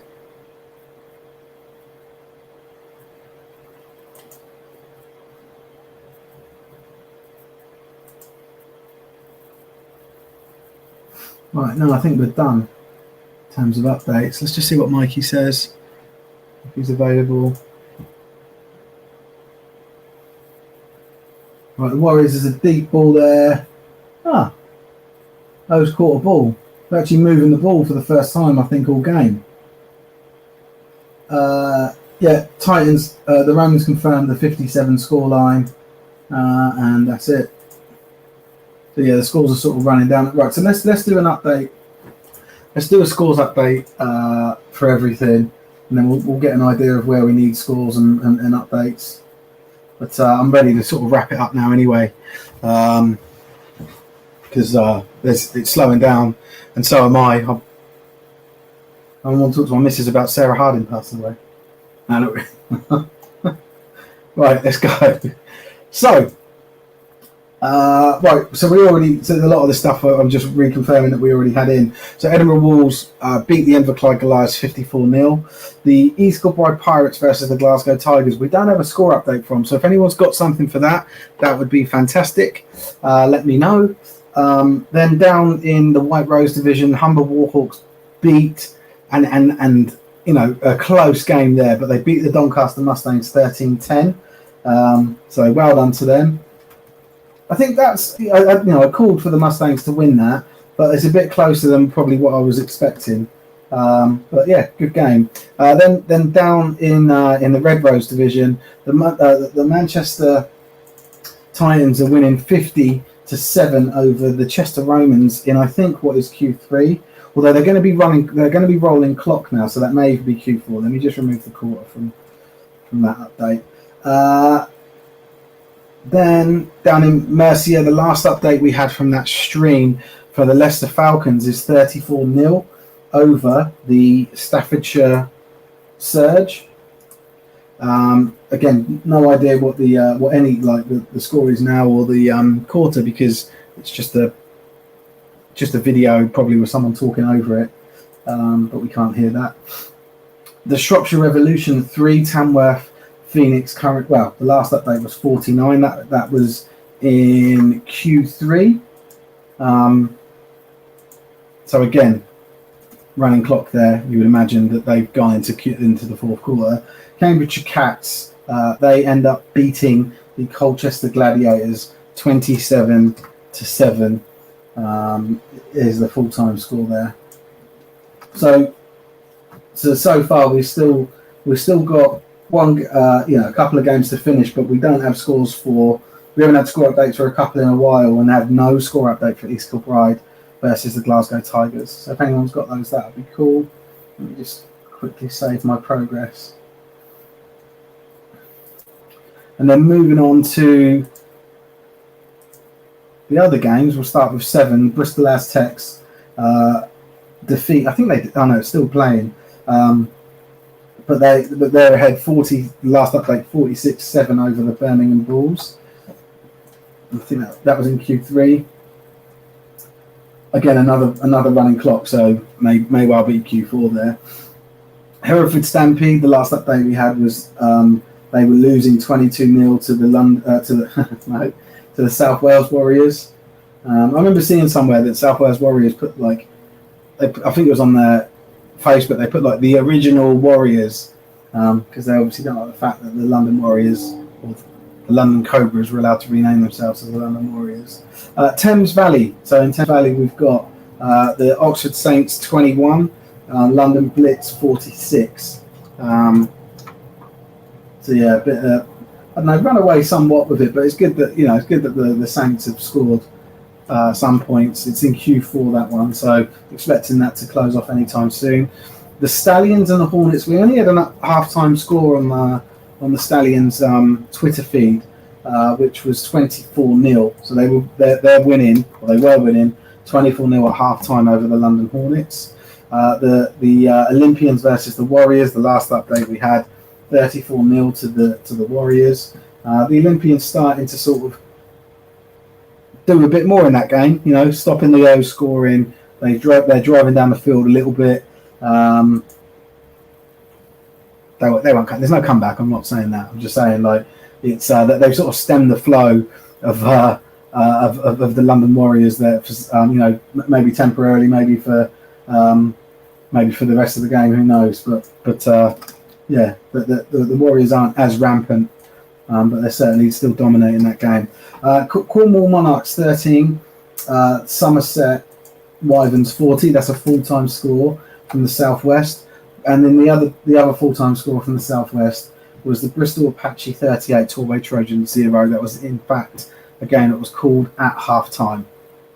Then we moved down to the Wessex League, and in that league we had one game, which was the Solent Thrashers, who beat the Rushmore Knights 42-6. So a bit of a thump in there. And then down in the southeast, the last game to give you an update on is a final score between the Sussex Thunderbolts and the Essex Spartans, which ended 48-12, which was a game that was running clock from the start, which is ridiculous. I hate it.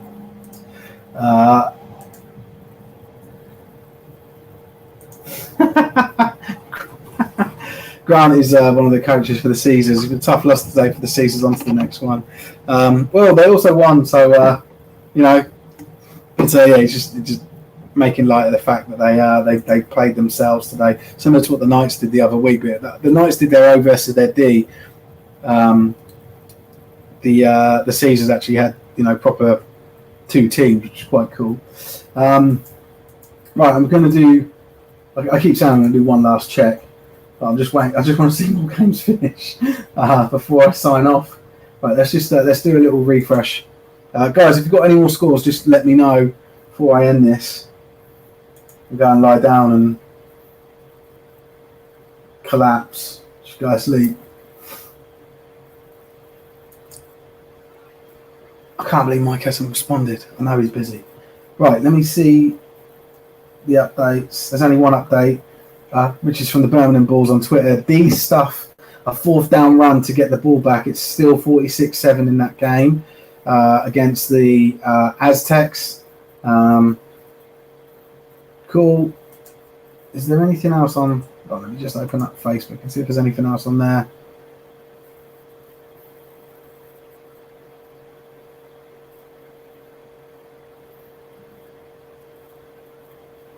No.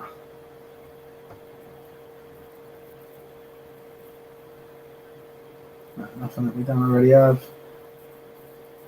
Okay. Right. Let's see Instagram. This will be my last update, I think, unless loads of stuff happens. Oh, there's nothing from the Warriors. I thought there would be. Oh, maybe there is. Let's have a quick look. No, there isn't. Who do they think they are? Right, let's have a look. So Edible Wolves, they're just updating with victory picks. Spartans, just another fan post. The Spartans have confirmed their 48-12 scoreline. This one's from the Wembley Stallions game. This looks like an under-19s game though. Yeah, that's not first. Oh, it's definitely not first team game. Okay, cool. I think we're done. Let's do one more refresh. Nah, it's not there, is it?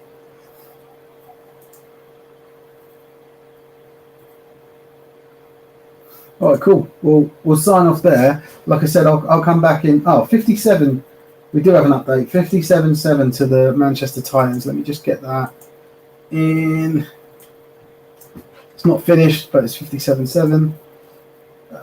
Thank you, So, for those updates. I don't know if you can hear me, if you ever will.